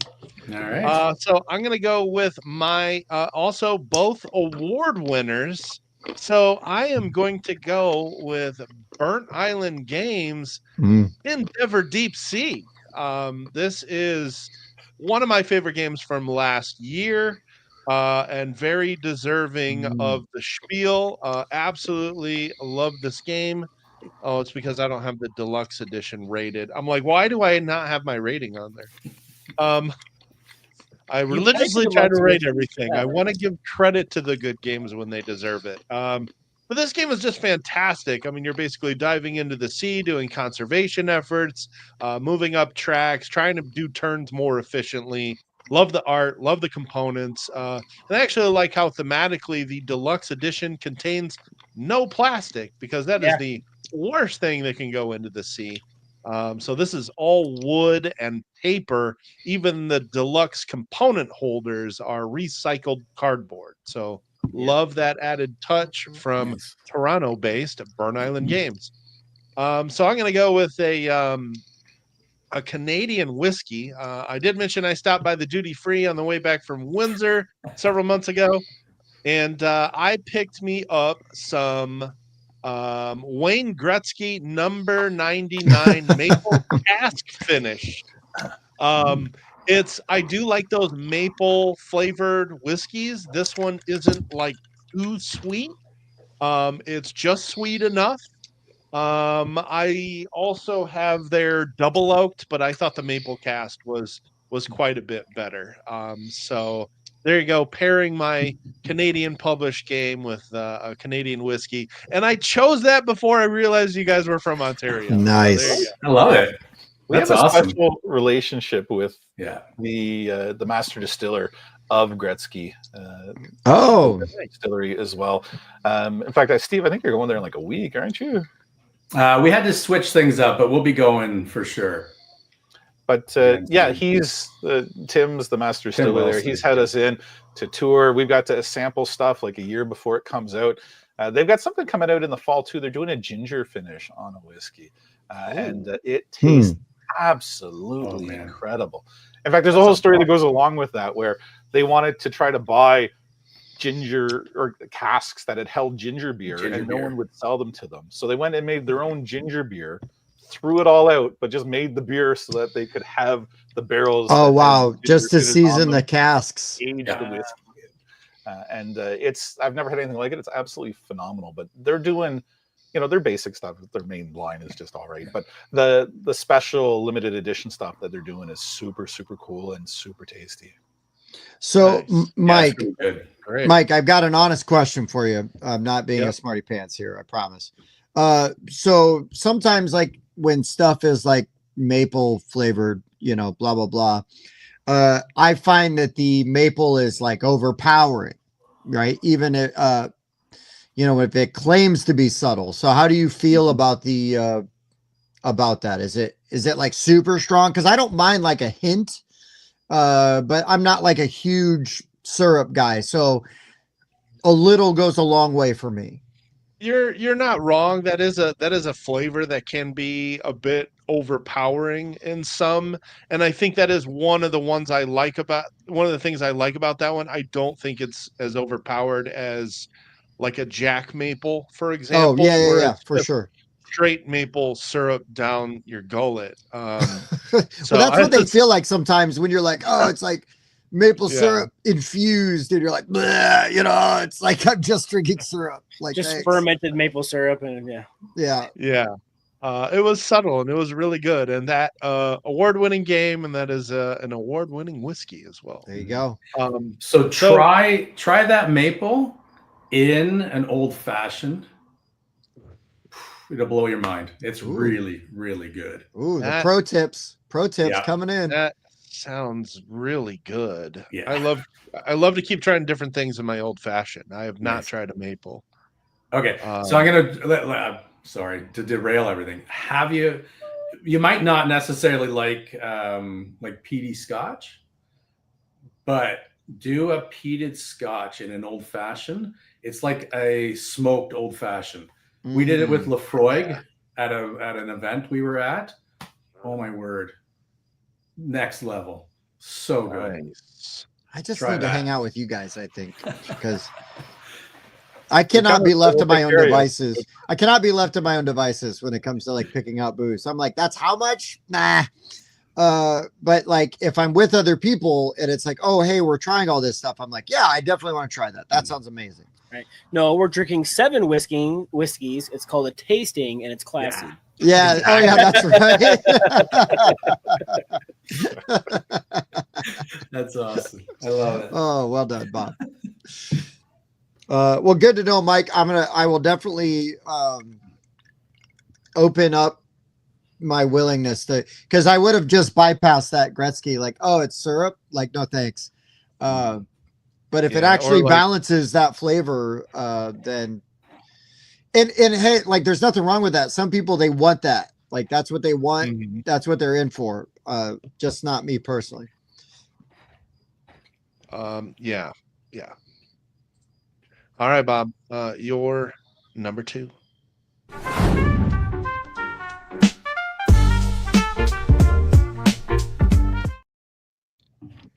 That's catchy music, Mike. I do. Like Chris said, those little intros are pretty nice. All right, so number 2, another game that I picked up from Gen Con. It was all the hotness. Battle for Hoth. I'm really looking forward to checking this game out. Apparently, it's got a tried and true combat system, but I believe it was Mike was telling me it was pulled from something else, or was that Memoir 44? Tim, Memoir 44. Yes, I haven't played that either, but sounds good. And I was gonna pair that with Arch Enemy Fist is Fire Space Whiskey. So this is by Mission Liquors. They made it. It was an Arch Enemy. It sounded like an appropriate, and it was a space theme. The bottle looks super cool, but it says it's an even blend of 2 different bourbon lots. So we're gonna take some Rebel and some Empire, and we're gonna blend them together and beat each other up in the snow. Have you played Battle for Hoth yet? I have not. I picked it up at Gen Con. I haven't had a chance to play it yet. Same thing. So I've got it as well, but haven't had a chance to crack it yet. Man, they have that jumbo version there. That looks so cool. I was like, is that for sale? The guy's like, no, it's going on with me. I was like, okay. It's the struggle of doing unboxing videos now, is that I can't touch anything until I've had a chance to film the unboxing for it. Right. Yeah, that's how I am with, like, when I buy packs of cards now. It's like, no, I film me opening the packs. It's for content. Right. Yes, right. I bought all these Magic cards for content. We don't do any Magic content. We should, though. I feel better about buying all these cards. You already feel good about buying those cards. You just justify it better. True. I feel really good because I got some really good cards. But yeah. Oh, shoot. So yeah. So nobody here has played So any of you played the Memoir 44? No, but I heard it's fantastic. Or yeah, I've heard good things about that as well. So I'm hoping that it translates over to that battle system quite well. I've kind of gone through the book a little bit. There's a bunch of different scenarios and whatnot that you get to choose from. And the little minis are badass, right? It's kind of I've read through that rule book, Bob. It's pretty straightforward. You and I are gonna rock that real quick. Yep. Yeah, I mean that's one of the reasons why I like Rebellion so much, because the little minis are so cool. That there's not much that beats just an AT-AT just kind of walking across your game board. Yeah. As an old Star Wars nerd. Yeah. Do you guys paint that stuff at all? Not well, yeah. So I was speaking for myself, Pete, not for Bob. But everybody Pete paint stuff and like win awards, like literally. Oh my god! And then I'm in there, I'm like, nah, it's just not. Yeah, don't bother. I might do like they have like those like shading paints, right? That you kind of dip. It kind of fills in the gaps, gives it that little bit of like depth to it. I did that to some bits, and that's pretty good. But yeah, it's about the extent of it. Plus, I'm colorblind, so I'm sure like if I were to pick a color palette, it'd be like, why would you pick that? And my co-host is colorblind too. Yeah, I am. Yeah. I don't even bother. Yep. If somebody tells me, "Oh, hey, use this." Oh, hey, use this. Like I can do that, but picking it out, having the eye for it, just don't have it. So as a joke, you should bring hues and cues. Oh my god! I've tried a few game. You keep should be the designer and producer of it should be shipped to Siberia with that game as his only food. I was actually playing that with Steve. He's like, "How'd you know you're not colorblind?" And I was like, "Because every square on here looks a little bit different to me." Well, now you're lying because I've never played that game. Get out. I will say I did talk to the publisher. That's Kirk Covert from Smirk and Dagger, and he said that when you have a colorblind person, what you do is you let them pick. So they say, this is burnt orange or whatever, right? You know what I mean? Or whatever the descriptor is. And then everybody then is trying to guess what they think it is. And it becomes like this really crazy, interesting That's a good idea. game. So not to sidetrack things, but to sidetrack things a little bit. I don't know if you guys saw the email or if you guys are going to Grand Con at all, but Kurt Covert will be the special guest at Grand Con this year. I just read that email today, so they're going to have him there, and that's going to be pretty cool. Kurt's a pretty cool guy. Real nice to talk to and whatnot, but yeah, he's going to do it. And he's very nice to content creators. Yep. Whether you like his stuff or not, like he doesn't care. I didn't mean to besmirch the guy. Oh no, Kurt. No, send him to Siberia though. It's the worst screw game that ever dude for making that game. made. I'm just Scott Brady needs to. He just produced it. He didn't design it. Oh, okay, good. Yeah, that's Scott Brady. So if you like Boop, then you are a liar because he also made Boop. All right, so he can take his cat with him when he goes to Siberia. Mm-hmm. Yeah. We didn't say you got to go alone. Yeah, that's true. No, I met Scott. He's actually a pretty nice guy too. I imagine that somebody in the board game industry is nice. Seems like it happens all the time. Okay. Anyways, so my number 2, I had to put this on the list. It was literally the very first pairing that I thought of. This is not a good whiskey. I understand that, but I must be true to my family roots. And again, so I said earlier at the beginning of the show, my grandparents and my great-grandparents all worked in the National Distillery in Louisville, Kentucky. And they lived in the neighborhoods with the distillery, right? So like literally these communities, they all lived in the same parts of town, right? And they just walked to work. My great-grandmother, Angel, ironically enough, named, was fired from National Distillery for fighting another woman outside during like a break back in like the 30s or 40s. Anyways, that's what the Angel Share is. Yeah, I think so. Anyways, I like it. So I went with Old Granddad. And I was like, okay, so there was a couple whiskeys that I could have chosen from National. I went with Old Granddad because I wanted to pair it with Texas Chainsaw Massacre. How does this connect? That's a great question. I'm glad you asked.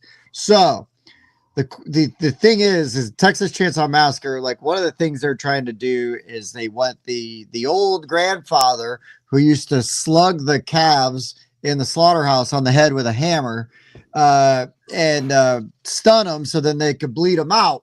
Well, one of the most like horrifying scenes in that original movie from the 70s is they wheel out this old, barely alive granddad and they're putting the hammer in his hand and they're trying to get him to like hit this girl in the head to kill her, blah, blah, blah. Old Granddad, it's a stretch. I don't care. Making it my number 2. It's not a great whiskey, but I don't mind drinking it every once in a while. But man, that sucker's got to be ice cold because you talk about drinking it warm to like, be able to have that flavor profile and mouth feel. You want your mouth numb and you want this as muted as possible while you're drinking it. So Old Granddad and Texas Chainsaw Massacre. The old horror fans might get the reference and give me a minute or give me a little bit of grace on that one. But there you go. Tim, this is a great pairing because I actually enjoy Old Granddad 114. Oh, okay. Yeah, that's a good one. That's the good one. That's a very good one. And the strongest note I get out of that whiskey is leather. And you talked about the Leatherface game. Nice. I like it. Mike. So I've only had the bonded, like the bottled and bond. Uh-huh. Like the 50% of 100 proof. And I actually don't mind that one at all. I'm just gonna price. I will vouch, like I'm gonna say that National Distillery has put out some good ones, right? And Old Crow actually used to not be that bad. But yes, you can get those better versions. And yeah, you're not slumming it. So I'm Mike. Thank you. I'm going to take that compliment and shut up and let the other guys take a turn. Really easy to find and inexpensive. I mean, you get bang for your buck out of the 114. Yeah. That's great. All right. So Les took my number 2, which was the Galaxy Cruise and Sons of Vancouver Realms of Rye. Wow. So you literally had both of those paired together. Yeah. Nice. Yeah. Well done, Les. Yeah. Thanks, Les. I'm just happy I went first. I'm just impressed with both of them, right? So those two things kind of go hand in hand. Newer, right? So, anyways, so what I'm gonna do is I kind of had like a backup, and it really is my first experience with what I'll call proper or modern board gaming. Okay. And my first experience with whiskey when I was like 20. And I don't mean like, I mean like proper whiskey, right? So like the good stuff. Yeah. And so what I would pair is the Catan Cities and Nights, There you which go. was my first introduction to like a proper game, got me hooked. I need more of this. Like the cards are worn out, the island's worn out from moving things around on it, playing it so much. And then my first real experience with proper Scotch, which was Lafroig, their 10-year-old. That super peaty. I've always called it like a campfire in a bottle. I still go back to it. I always have a bottle on hand at home. And actually, I just lied because I've just finished it. So I don't have a bottle right now. Oh, your whole thing is now invalid. All invalid now. I know. But that's because I finished them so quick. So those are kind of my two, like it's my first introduction to board gaming, proper board gaming, and then my first introduction to Scotch. And again, you gotta try an old fashioned with some 10-year-old Lafroig.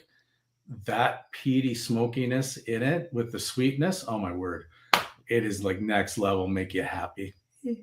You can't rub the smile off my face. It's just that good. Nice.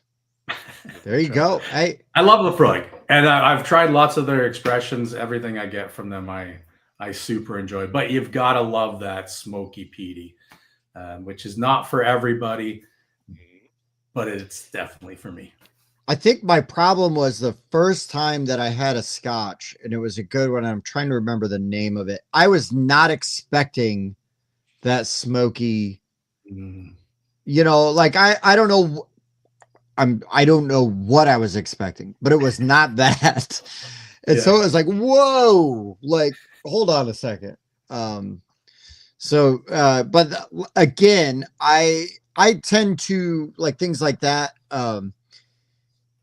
Solo, trying it on my own, not always great, but when I'm trying it with somebody that actually appreciates it and can kind of like give me some context, it changes my experience completely. So good. I love it. I love a good Scotch.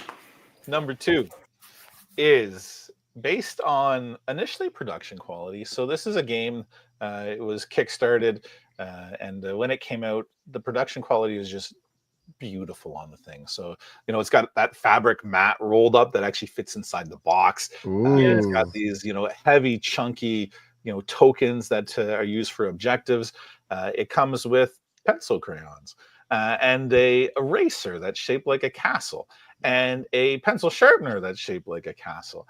And the whole game is just immaculate. It's got vellum sheets of paper in it.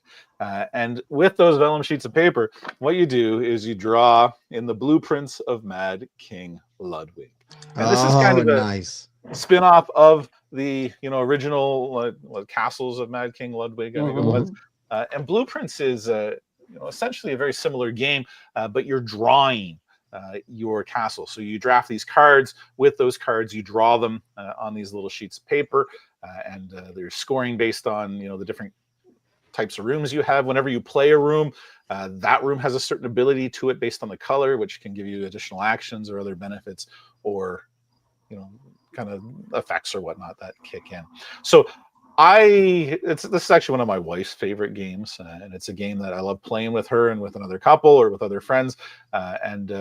She's a little artsy, and she gets all fancy with it. She draws little trees and shrubs and other little things, carpets and stuff as we're going through it. But it's a very relaxing, kind of slow-paced, enjoyable experience, and it's just beautiful. And it's fun just to look at everyone's castles at the end of the game to see what they've drawn and what theirs look like. And for my pairing with that, I've actually gone to Cavalan as well.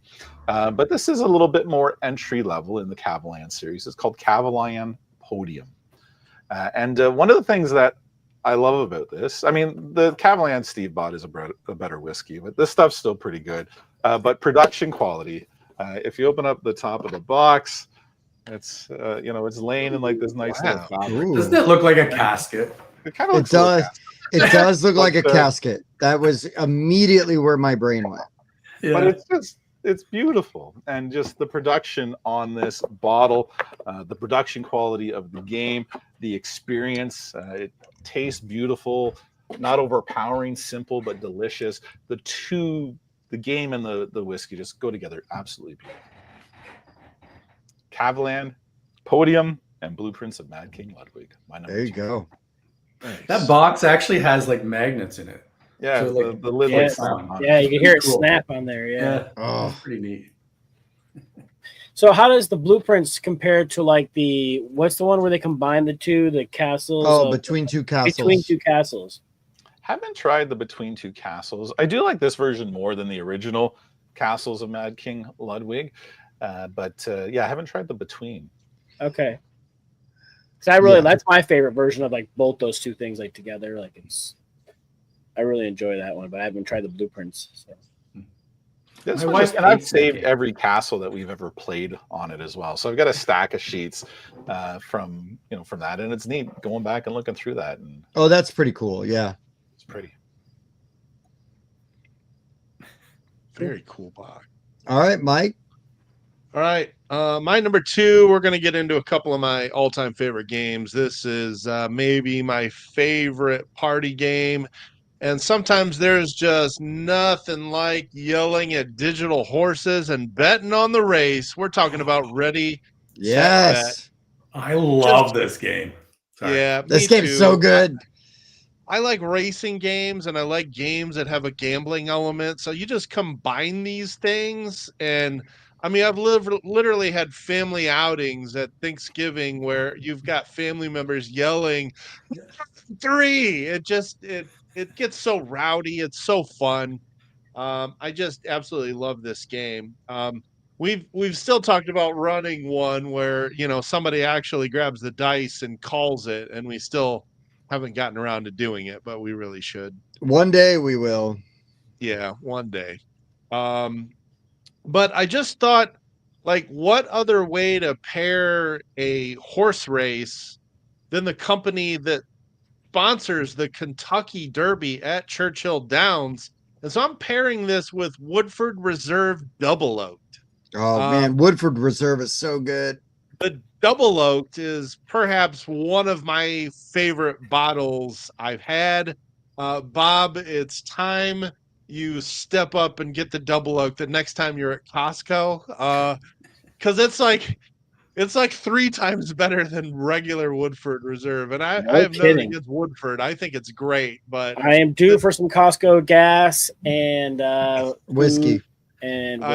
Oh yeah, I like these. I like these ones that have those kind of extra oak expressions in them, and Double Oak just does it very well. Not too overpowering, little smoky, really smooth finish.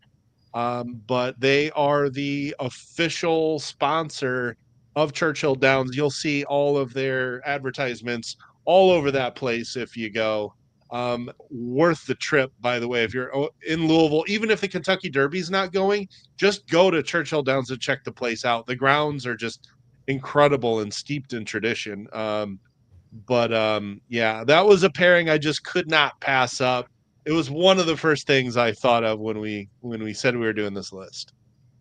I love that. Did you see this year at Gen Con they had like the Ultimate Edition? was like this massive Yeah. box, like a big Yes. rolled out. That's for pretty the sweet. board. I it was think it's awesome. the high roller The edition. high roller. Yes, Mike. roller. It You are is correct. nuts. And like Hmm. I put in high roller edition, but it didn't even pull it up. I always use my own poker chips when I play this game. So to me it just didn't seem like, oh yeah, it just reverts back to the base game. So BGG doesn't necessarily have it unless it's buried in the photos here. But oh yeah, there's the big box at least. Yeah, It's there it is. gigantic. Yeah, it's huge. I just always play it with poker chips. That's the way to Yeah. go. Well, No didn't you like question. start to make your own like jumbo version of that? Yeah, I did. So I actually went to like a Staples and had them print out a much larger betting board, so that if you run it, you can really. I mean, it's like my own high roller edition, I guess. But I haven't ran it since I It's made your that medium version. roller edition. Yeah, exactly. It's my slow roller edition because Oh, it's still shoot. sitting in the closet. So I love No. that. That's a great one. So the only thing, Mike, and this is what got me with this one, is that I felt like if I was going to put Ready Set Bet on my list, it couldn't be for me personally for whiskeys. It would have to be for like drinks or cocktails, because then you would have a mint julep with your Ready Set Bet. But I cannot disagree that it is an amazing pairing. Great job. Yeah. I mean, there is the mint julep button shy game, but I picked it up, and unfortunately, for such a small game, the rules were the most confusing thing I think I've ever seen for 3 pages of rules that were Oh this Lord, big. have mercy. No, thank you. yeah. No, I want to play Ready Set Bet, and I don't care what beverage I have in my hand. But if you want to wear a big hat and drink a mint julep while you play it, or a seersucker suit, go for it, right? You know, like Right. And on yeah. that note, I love Yeah. it. Not very I'm too predictable sometimes, but that's okay. listen. All right, here we go. Great pick. Mm-hmm. On to Fantastic. our number one pairing.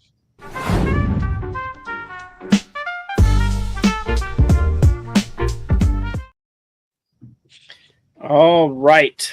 For my number one, this was actually the first game I wrote down, and it took me a while to find something to pair this with. But I really want to play Axis and Allies Stalingrad. This was the new release. I'm working on it, Bob. Thank you. I appreciate that. The new release from Renegade Games. Lately on the channel, I've been trying to do a lot of like the Axis and Allies games and the comparisons. I've played a ton of like World War II games, mostly Axis and Allies. But this one looks super interesting. It's got a main overmap like most of the Axis Allies games have. But then it's got a spot where you can enter Stalingrad, and there's a separate board that's like a zoomed in version of the city. And there it is there. And yeah, so Axis and Allies goodness. I want to play it. I want to see what's different between this and all the other versions I've played. And to pair a whiskey with that was super tricky because Russia is known mostly for vodka. It's cheap and easy to produce. Whiskey was outlawed for a long time to make, and it wasn't until 2015 when they actually made it legal to make whiskey in Russia. And so with that, Russian oak, which is a whiskey that is made in Russia itself, as soon as they're done being idiots in Ukraine, I would like to get a bottle of this and sit down and play some Axis and Allies Stalingrad with anybody who's willing to sit across the table from me and get their butt kicked. So. Well, come on, man. I mean, our government is a Russian puppet at the moment anyway, so we should be able to get this right away. We should be able to. You would think so. Sorry. But the trade thing is not working so good right now. Well, invite me over, Bob. I'll play that with you. Yeah. I'd love to take a crack at it.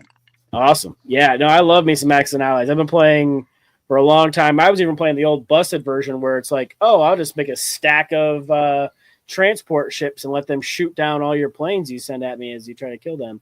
But now all those rules have been fixed in the newer versions, and I play the 1942 version on Steam quite a bit. I played the Anniversary Edition. I played the Battle of the Bulge, which is really neat because it did away with a traditional map and went to hexes, and you have to do a lot of like keeping your troops in supply in order to move and do attacks. You have to have supplies there to feed them and fuel them.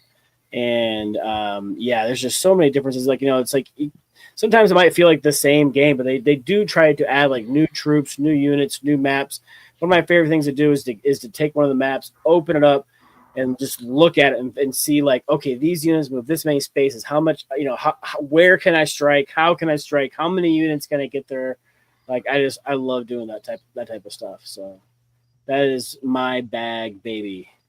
Yeah. What was the name of the whiskey again? So the whiskey is called Russian Oak. So there's a little settlement. I did a little bit of research here at the east of Moscow, and they have been trying to, especially since all the shenanigans have been going on in the Ukraine, they've been trying to increase production because whiskey is expensive over there. And they say it's really hard to get somebody to spend that much money on a bottle of whiskey when you can get like 5 bottles of vodka for the same price. But there's they have whiskeys with names such as Russian Oak, Balkan Virgin, and they sell about $11,000. Or sorry, they sell for about 11,000 rubles, which is about $130 or so, which is 20 times higher than what the vodka sells for. But yeah, they've only been making it since 2015 because that's when it became legal to make. So I thought that little tidbit was interesting because we thought Prohibition was crazy. And that was in 1920s. They are literally just now starting to be able to make whiskey, but you can make vodka, but you could make whiskey. Seems a little weird, but hey. Yeah, Russia needs to stop screwing around with Ukraine. Leave them alone. Yep. Make some whiskey. Everybody will be happier. Everyone's happier when you're having some whiskey. Exactly. Agreed. You're not wrong. Nice. Yep. All right. So my number one, I had to go with one of my favorite games, and it only made sense to pair this whiskey with one of my favorite games. This is a whiskey that I bought by accident. And I say that by, sometimes in certain situations, I have like social anxiety, which is people that know me would probably be like, you're full of shit. Cause like I talk to anybody most of the time without any problem. But I was at when I'm at like at a liquor store or something, and I got to ask for something behind the counter. I don't know. I'm just like, yeah, just give me anything, like whatever. Like, I want that interaction to be done and I can move on, really quickly. So anyways, that's how I ended up with Howler Head banana flavored whiskey. I thought this whiskey looked really cool because it had a monkey on the cover, on the bottle right there. Yeah, some of that for Mike. And I was like, awesome. And I brought it home because it's like, yeah, that's a chimp wearing sunglasses. That's cool. I'm going to try that straight bourbon whiskey made in Kentucky. It meets my criteria. And then I was like, wait, banana flavored? What have I done? But actually it's really good. And the banana is not overpowering. It's sort of like some hints in the after, as you're like, okay. And it's smooth. And I was like, this is awesome. So what better whiskey or what better game to pair a banana flavored whiskey than After Us, where the world has been taken over by apes. So this is an absolutely incredible deck building sort of engine builder game, and just does so many things right. It's really interesting. It plays fast. The choices are awesome. And the replayability is off the charts. Vincent Dutray art, Pandasaurus, just crushed it when they made this game. I think I played Bob's copy first we were at like a little small kind of convention, semi-local to us. And I was like, holy shit, this game is amazing. and had to buy it immediately. Bought it, sleeved it, and I played it a ton of times. I play it on BGA. There's not a ton of games that I like to play online, but this one I know well enough that I'm comfortable playing it online and feel like I can still be competitive. This game's really damn good. Just love After Us. If you like deck building games, it's got a really fun puzzle aspect because you're going to place your cards, you're going to play your cards, but you're going to be lining them up in whatever order you want, but you're trying to get these frames to connect and be complete. And then you're going to generate everything out of those complete frames off of your cards. And the market's really interesting because you're going to be buying different kinds of apes. And the thing is that they're going to sort of lean into different sorts of specializations. They're going to give you a little bit of everything, but they might be a little stronger in giving you this resource or that resource. And so you can really mix and match your deck, and you can buy, and when you buy a card, you're buying it face down.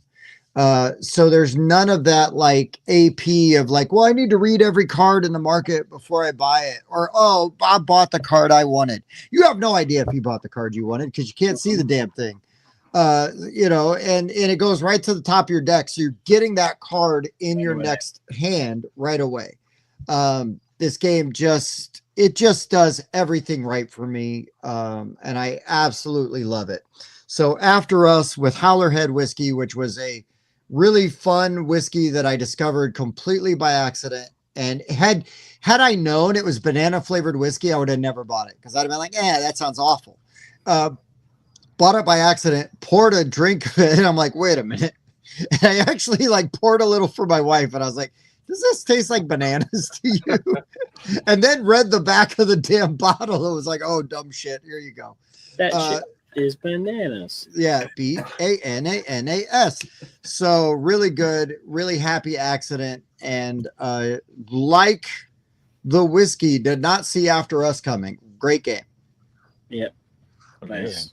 That game sounds really good. Oh, it's really. If you haven't played After Us, like Tim said, there's a lot of the things that if the deck builder's like, oh, it goes my discard pile. Now I got to wait to shuffle it. Then hopefully I get to draw it. No, right on top, you're going to get it right away. Gets rid of the AP, so you're not like, which one do I buy? Which one do I buy? Simultaneous play, so you're not sitting there waiting for your turn. It does a lot of things really good for a deck builder. You can play and teach this in an hour, and it plays up to 6 people. It's really good. And I think all of us, Mike agrees, right? I'm not like speaking out of turn when I say we all love this game and rate this game very highly, right? Oh, it's right on the screen there. I give it a 9. There you go, brother. Great. I love this game. Yeah. Yep. That's awesome. So I had the same thing with that howler. It was at a Super Bowl party, and I just go up to my buddies. He's like, yeah, grab whatever you want. I'm like, oh, that looks cool. So I poured myself some. I take a sip, and I almost did like a Chris Farley.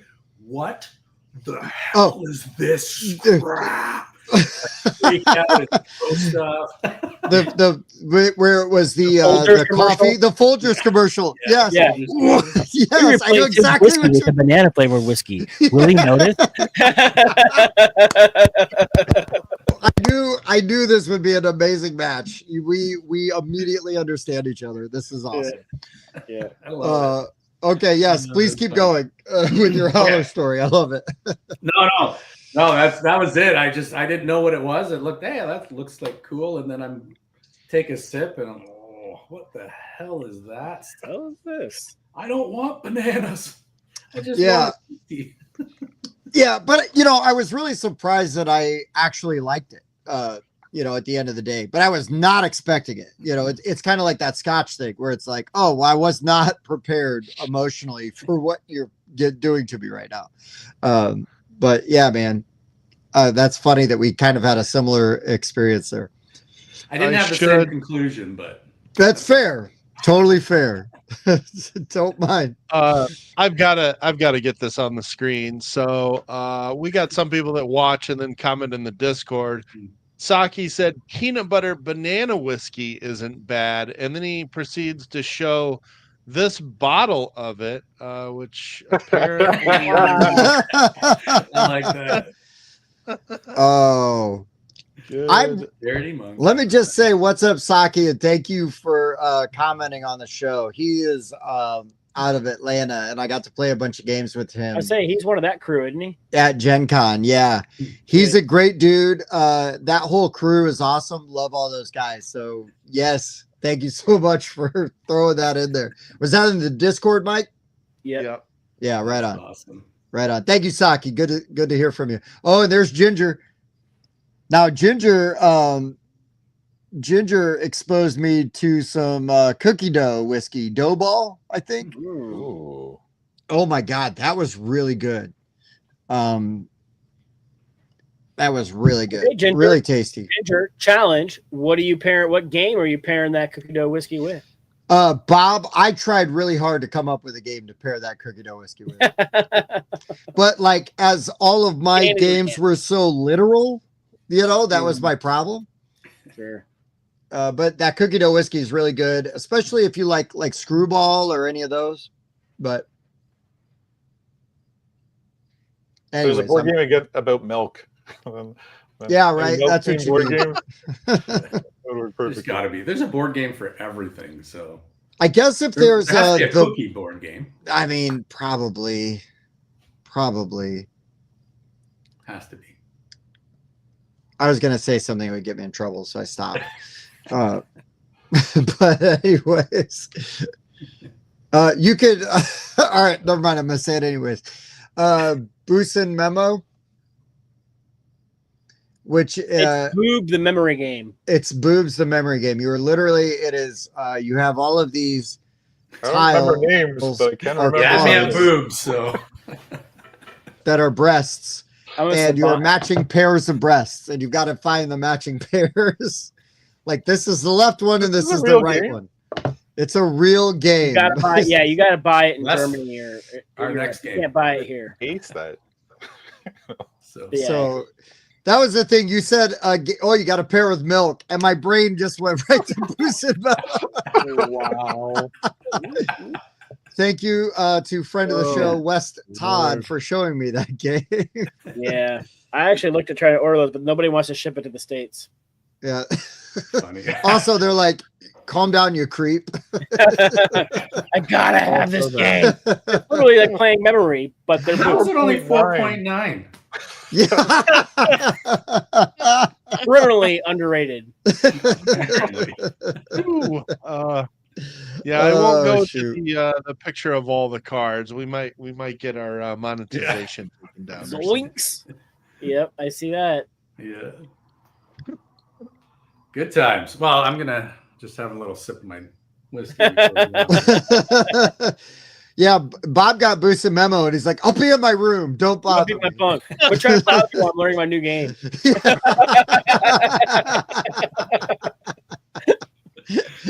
You've been here with that rule book for an hour now. Come on, Bob. Oh, awesome. Shoot. Welcome to the show, guys. We keep it classy. Nice, Ginger. I like that one. Okay, so top right, that. So should I go on? Yeah, right. Please do. Please do. Let's. Okay. So Les will probably kind of guess because it is in my favorite. It's one of my favorite games. I've called it the perfect board game, but I'm also a whiskey guy, so take that with a grain of salt. So ever since I first played it, I've been hooked. I love the competition of it. I love that it's car racing, and car racing to me that's done really, really well. And so, yeah, Heat. Yeah. With there you go. Expansions. I absolutely love that game. We've paired the original Heat Pedal to the Metal with Jack Daniels. The McLaren edition. The McLaren edition. Okay. Which Nice. sounds fun and interesting, but it honestly was just a Jack Daniels in a McLaren box. Oh, fair. It was just their regular Jack Daniels. However, when we did the first expansion for it, we paired it with Jack Daniel's, their single barrel collection. So 62.5% ABV. It brought the heat. I absolutely love heat. I love everything about it. I'm my own worst enemy when it comes to heat because that means you're playing it right. Corners. Yeah. I go for those corners and I don't back off, and I mess myself like every single game that I play. I always hit a corner. Got to push going that way heat. too fast. Yeah. And I never have enough heat to compensate, especially at that point. But I absolutely love it. I love the latest one that we did too, which was the Tunnel Vision. Tunnel Vision. Thanks, Les. Tunnel Vision. It's this one track that is the whole game, and I absolutely love it. I like the mechanics where you cannot go up or down in your gear shifting when you're in the tunnel, which is really, really cool. So it can really mess you up as well. But just everything about that board game I love. When Les showed it to me and was like, hey, we're going to play a game that's like all about car racing. I'm like, they're not going to be able to do that well. There's no way. How can you do board and do car racing? They've done it so well. And I pair it with the Jack Daniel's single barrel collection. You can do it with the rye too. Their ryes are really, really good, the single barrel ryes. But grab any of their single barrel, go with it, brings the heat. That is my number one.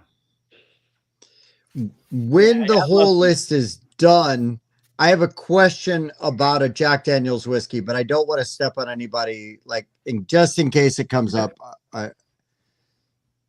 I'll save my question to the end. I'm just saying it now so I don't forget. Nice. So amazing pick. I've got 24 plays of this and give it a 10. It's one of my all-time favorite games. Absolutely love the hand management and how you got to cycle heat in and out of your hand.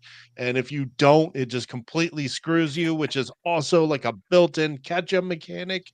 I just think the game is absolutely genius. And I have yet to even play the expansions, which is a terrible thing to say. But I got them both and we just haven't made it happen. Great pick. I was going to try to I was really trying to find a way to put this on the list, and I did not. So I'm glad and excited somebody talked about this one. There you go. Awesome. I love it. My number one, and Trevor in the comments may have thrown a little hint at this earlier, but my number one is a game that the first time I tried to read through the rule book and learn on myself, I was like, what the hell? Because the game's not complicated, but when you're trying to learn to play it the first time, to me, I couldn't get through it. I found it very overwhelming and difficult and hard. Watch a few learn to plays, and then you play it once, and you're like, oh, this is actually really quite simple. But that game, for me, is Root. Root is a game that I find, again, the first time you're playing it, incredibly difficult to learn, to go through that rule book on It's a lot. But once you learn it, it feels simple when you're actually playing it. And it's a ton of fun. I absolutely love this game. And that's what brings me to my whiskey pairing to go with it. If I can find the bottle. And this we've talked about earlier today as well. And this is the Wild Turkey Rare Breed. Hey, yes. The Wild Turkey Rare Breed, because this is barrel proof. So your standard Wild Turkey, is going to be 40%, but the barrel proof is much, much higher. I'm going to take my glasses off to read, but yeah. That was a terrible bottle. 58 to read. 4% ABV on it. So if you've never tried a cask strength whiskey before, the first time you do it, it hits you hard. It's like, no, it's too much. I don't like it. But if you can kind of work through that and kind of get through that, you can realize that, wow, some cast strength stuff, you're just getting pure flavor, and it's fantastic. And I feel the same way about that with root. Like, you may sit down with a buddy and try to learn and play together and just be like, you know what, I'm giving up, I'm not going to try. But if you push through that, and you do the laps with it, you learn that root's a beautiful, beautiful game.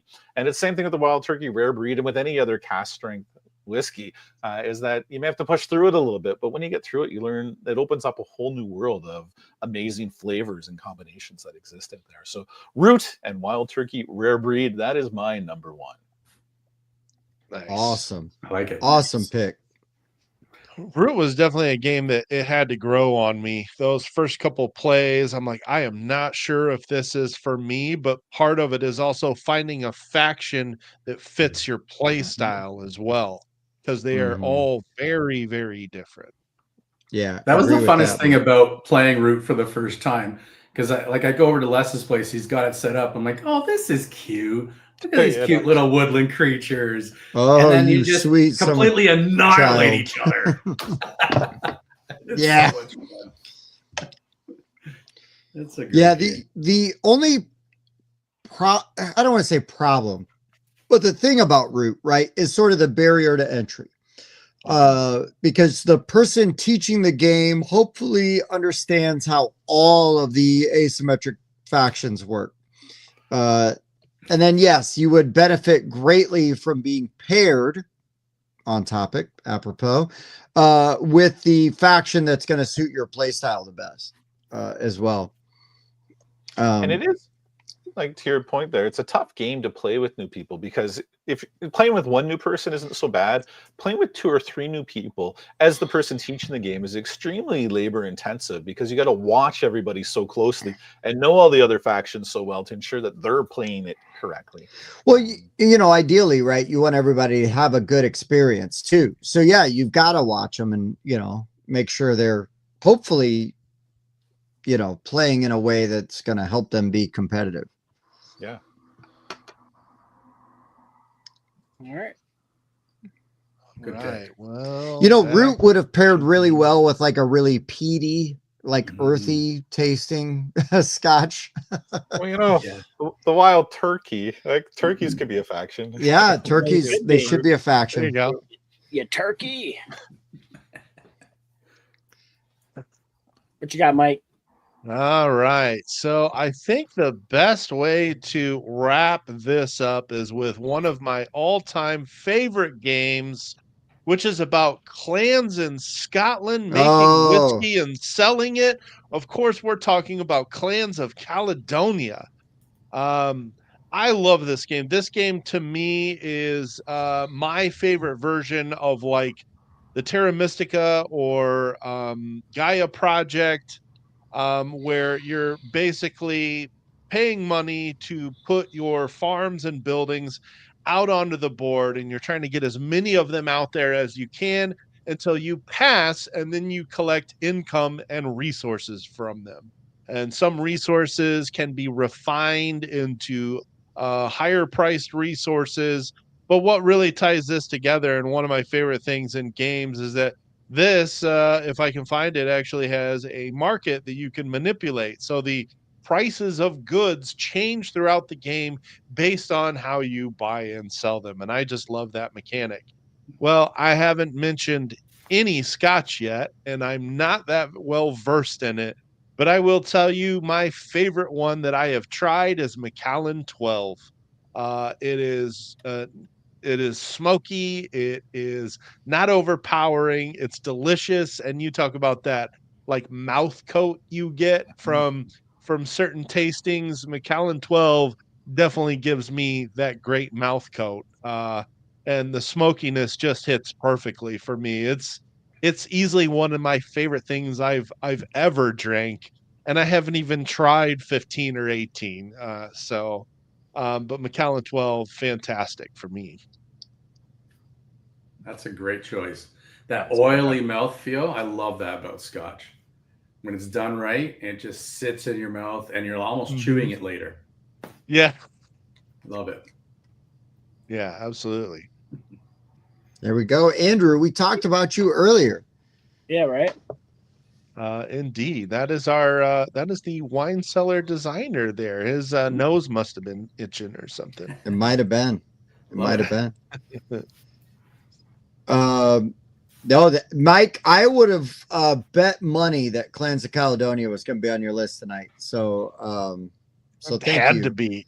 It's a game about making whiskey. I Right. mean, it had to be, and it's one of my all-time favorites. I mean, you mentioned Heat and Clans of Caledonia. You're literally talking about like my number 6 and my number 5 game of all time right there. So I'm pretty content here. Yeah. Nice. No, this was good. This was a what was really fun is you guys suggested this list, and to me it was an absolute no-brainer. Hey, look at that. Andrew's a fan of Hey, yours. thanks, Well, Andrew. thank you so much, Andrew. Nice. Thank you. And Andrew knows his stuff. This man had a tasting for us last year at Gen Con. It was very cool. And Andrew's a great dude. So you guys should talk. He should be on your show. He's a great dude. But anyways, this list seems so like perfect. It just for all of us, like, you know, for different reasons, like we had all of these really obvious choices. Like, oh, I know which way I'm going to go with my list. I knew these things that I was going to do. So I really appreciate y'all coming on and just giving us a banger, like such an easy list to like crank out that we knew was going to be good and interesting and fun to talk about. So excellent job there. Well, thank you so much for having us on. Yeah. It was an absolute, blast meeting you at Gen Con. And just you reached out so quickly afterwards to do a collab. So we truly appreciate that. Thank you for the little bump in the subs as well, and for telling us about Andrew and telling us the wine game. And we learned that he watches our show, which is like super cool as well. So this has just been an amazing experience for us. So Well, thank you so much, guys. Really, I mean, appreciate it. honestly, man, the pleasure is ours. I love getting to meet other people, whether you guys were content creators or just, gamers or, whatever. I love getting to meet everybody that is passionate about the same things that we are passionate about. And obviously, when Matt Hansen comes over and it's like, okay, if you don't know these guys, you need to know these guys. And I like Matt. I've known him for a few years now. He's been on the show a few times. I'm like, well, Matt, if you say, like we're a good fit, then you're probably right. And of course he was right. But y'all came over. You were so nice to come over, and we talked a bunch. I really appreciated your time.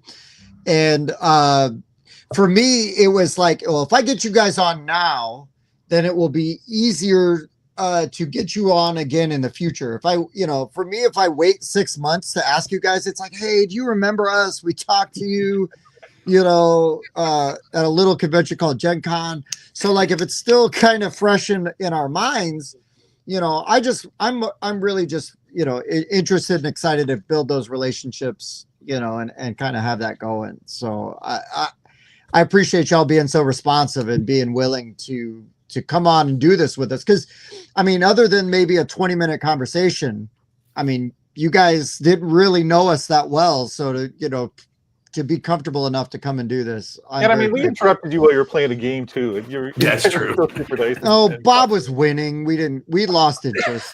What's new? Love it. I was smoking them, by the way. Almost lapped them. Shut up. You did not almost lap me. You were at least 50 points shy of lapping me. Yeah. Okay. Well, should I pull that score up again real quick? No, we don't need to. It's fine. Sure. I love it. Guys, it was great really to have you. I really didn't even start, like I said, really looking into the various types of bourbon until we started doing this live show.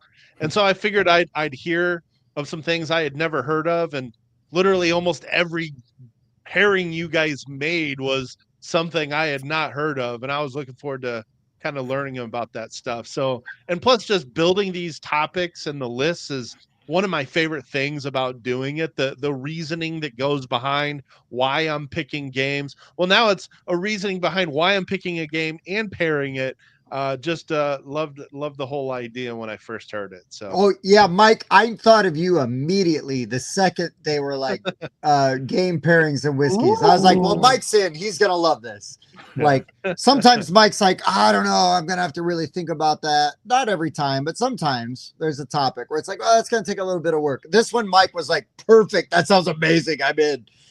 He was hyped from the jump. So it was really good. Really good. That's awesome. We have found that so many, even in like we go to whiskey events and we talk, hey, like we do board games and whiskey, and they're like, I love board games. I play this or that, and so we find the same the other way too. Like the board game guys they love whiskey, they love enjoying it. So just the pairing thing really seems to be working, and meeting guys like you has been awesome. The Venn diagram is real, right? You know, like that overlap. Yeah. Did you guys have any honorable mentions you wanted to say? Mike, I will save mine for last so I don't step on any of yours. I do have a few. Happen for this one. Okay, fair. But did you have any you didn't use or didn't get to that you feel like, oh, hey, I should say this or that? Les stole my Galactic Cruise. No, I'm just joking. Good job, Les. So that I did want to talk about that the Sons of Vancouver, the Realms of Rye. One of the coolest things, and I'll just tell you, you cannot get their bottles. Like you have to be on like a list, and they make these realms, and they're like, I think it's maybe like 2 casks. So there's like less than 500 bottles that get made of this stuff. Ooh. But the coolest thing about them is that they don't do finishing. So they're not finishing like Oloroso. They're not finishing in some weird casks. They're doing either just like an ex-bourbon or they're doing like new American oak. And it's all about how they're producing their whiskey, the distilling and the maturation of it, which is really cool. And they get all these different flavors from it. So anyways, I wanted to add that to it. So if you ever in Vancouver, go check those guys out. It's definitely worth the wait. That's awesome. So my honorable mention is Booker's Bourbon. I love Booker's. The first one I ever tried, I know there's some hit and miss. You guys in the States get 4 a year. We can sometimes get one. I can't even get one now. Although when we went to Louisville, I picked up a bottle. I got the guy's like last bottle. And we pair that with Archaeus Society. I don't know if you guys have played that.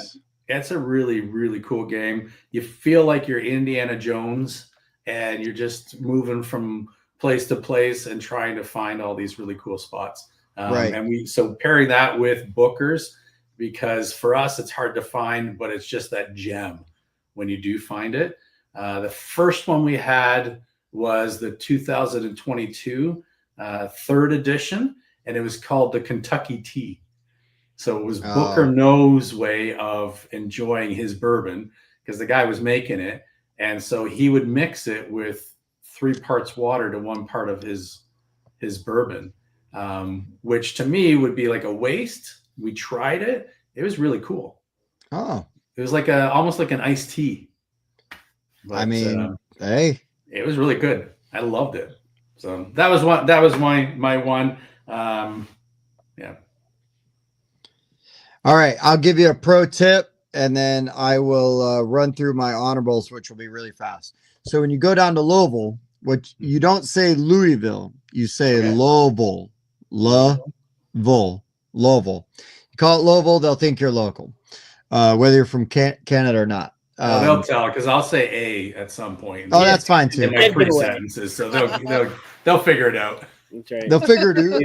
They'll figure it out. They'll figure it out. Hey, there's a mouse in my beer, eh, bud? Oh, hey. I think we get like free beer for life now, eh? You got to give her a jelly. That's a good one. All right. So I'm going to just say really quick. I had Old Crow on my list. I was going to do Game of Thrones because Dark Words, Dark Wings, you know, Feast for Crows was like the 4th book in the Game of Thrones series. I also had Tennessee Legend kettle corn whiskey because I'm a movie guy. And so I thought, oh, like popcorn, right? Nightmare Productions, which is a remake of Hollywood 1947, which is you're making movies in your board games. And then I had Spitball cinnamon whiskey to pair with baseball highlights, which I gave Mike a hard time about not being able to use. And the last one I'll say is Spotted Bear cinnamon whiskey, but I didn't want like all of these damn cinnamon whiskeys on my list for Outrun the Bear from Around the Stump games. Super fun game there, but I have not tried a bunch of those. Oh, the last one, Wild Turkey, which you would pair with Istanbul, which was once Constantinople, but in the country of Turkey. That's it. That's the most tenuous stretch there is. One honorable mention as well. Yeah, please. I got Rebel Princess, the deluxe edition, and I love that you open this up and it's a little will you marry me type thing, and the perfect pairing for Rebel Princess, will you marry me, is Four Roses. Oh, dude, a little on the nose, but it's just a nice little gift, and I have actually given this as gift sets to some of my employees. Paired the game and the whiskey for them as a little, the two both go together. So nice. Is Four Roses good then? Yeah, it's okay. Okay. Yeah. Oh, you guys just saw proof Les has a heart. That's nice. I do like some Four Roses too. I get that at Costco as well sometimes. I always pass on the Four Roses because I don't know why. My gut just is like, I don't know. I like the single barrel one is pretty good. I couldn't pair it with anything, but you mentioned Booker when I was in Louisville. I had the option I was only picking one. I was either picking the Booker that was overpriced on the shelf or the E.H. Taylor that was overpriced on the shelf. I picked the E.H. Taylor and I do absolutely love it. But then a couple months later, I figured out which store close to me gets the allocations of it, and now I can get it at MSRP, and so at least I'm very happy I've tried it and know how to get it. But because of that, I still have not tried Booker. Nice. It comes in a box. Like, come on. Right? To me, that's always like the first time I picked it up, we were in Chicago. We did a trip to Chicago with our wives. And we go into this place, and to me, it's called Binny's. Sorry, Binny's. Yeah, Binny's Beverage Depot. Depot. Yeah. I was like a kid. You guys have Toys R Us, right? Toys R Us. Yeah, yeah. Okay. Well, used to. The same thing. We don't have them anymore either. But like as a kid, you go on like a road trip. Your parents are like, "Hey, you can go in. You get to buy one thing," and you're skipping down the aisles. You're looking at everything. That was me in Binny's like 2 years ago. I'm like skipping down that. I'm like, wow, this is great. Because in Ontario, we're like a province regulated or state regulated. So we don't get a whole lot of options. We have to bring in a lot of stuff from out of province. And so Booker's will always hold a special spot for me because of that. Comes in a box, great value for what you get. Binny's a proud sponsor of the Chicago Cubs. And let's go. That's true. Not a sponsor of Whiskey Wednesday, but they could be. Yeah, I like it. But they could be. All right. Well, unless you guys have anything else, we could wrap this up. We have used and abused so much of your time tonight. But you guys, I say this all the time, but you guys are definitely welcome back anytime you want to come back on, hang out, pick a topic, drink some whiskey with us, and BS. This has been a delight for me personally, and I'll just speak for the guys and say that obviously we all had a great time. So we had a blast. This was awesome. Back to the baseball theme. If you build it, we will come. So yes. Anytime you want to come back, just drop us a note, and we'll happily join up. Yeah. I will definitely shoot you a message, and say, hey man, what are you doing? We got some openings, when do you want to come on? If there's any time you guys have got something going on, you're like, hey, we'd like a little, is there a way we could like shine a light on this? Reach out to me. Like if we've got a spot, you're in, anything we can do to help. And then, yeah, feel free to message if you got any other questions about anything, or, if you need, hey, who do we ask about this or that? You guys are doing great. I don't know that you really need our help, but if we can try to help you, we absolutely will. But thank you again so much for coming on tonight. It's been a great time. And thank you, Trevor. Trevor saying, oh, he said, we are your Padawans, ready to be molded. We love it. Yeah, there we go. And Jim says, but you can only open it on Boxing Day. I'm not sure which bottle he's talking about for that, but that was an older comment. But anyways, guys, y'all were awesome. I really appreciate you coming on and taking a chance on us and doing the live thing, because not everybody's comfortable doing the live thing. Yeah. And like Bob says, I do the Midwestern goodbye way too long. So to everybody watching for the board game rundown, I bet Tim. Bob. That was Mike. Les. Yes. And I'm Steve. We did it. Well done. Thank you so much. Go subscribe to Tabletop Tastings. Do it now.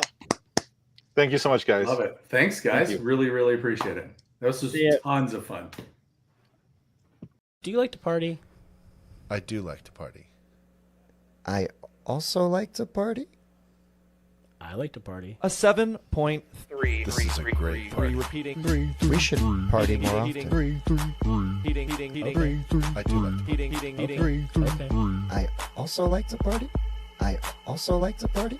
I like to party. I like to party. We should party more often. Okay. This is a great party. Okay.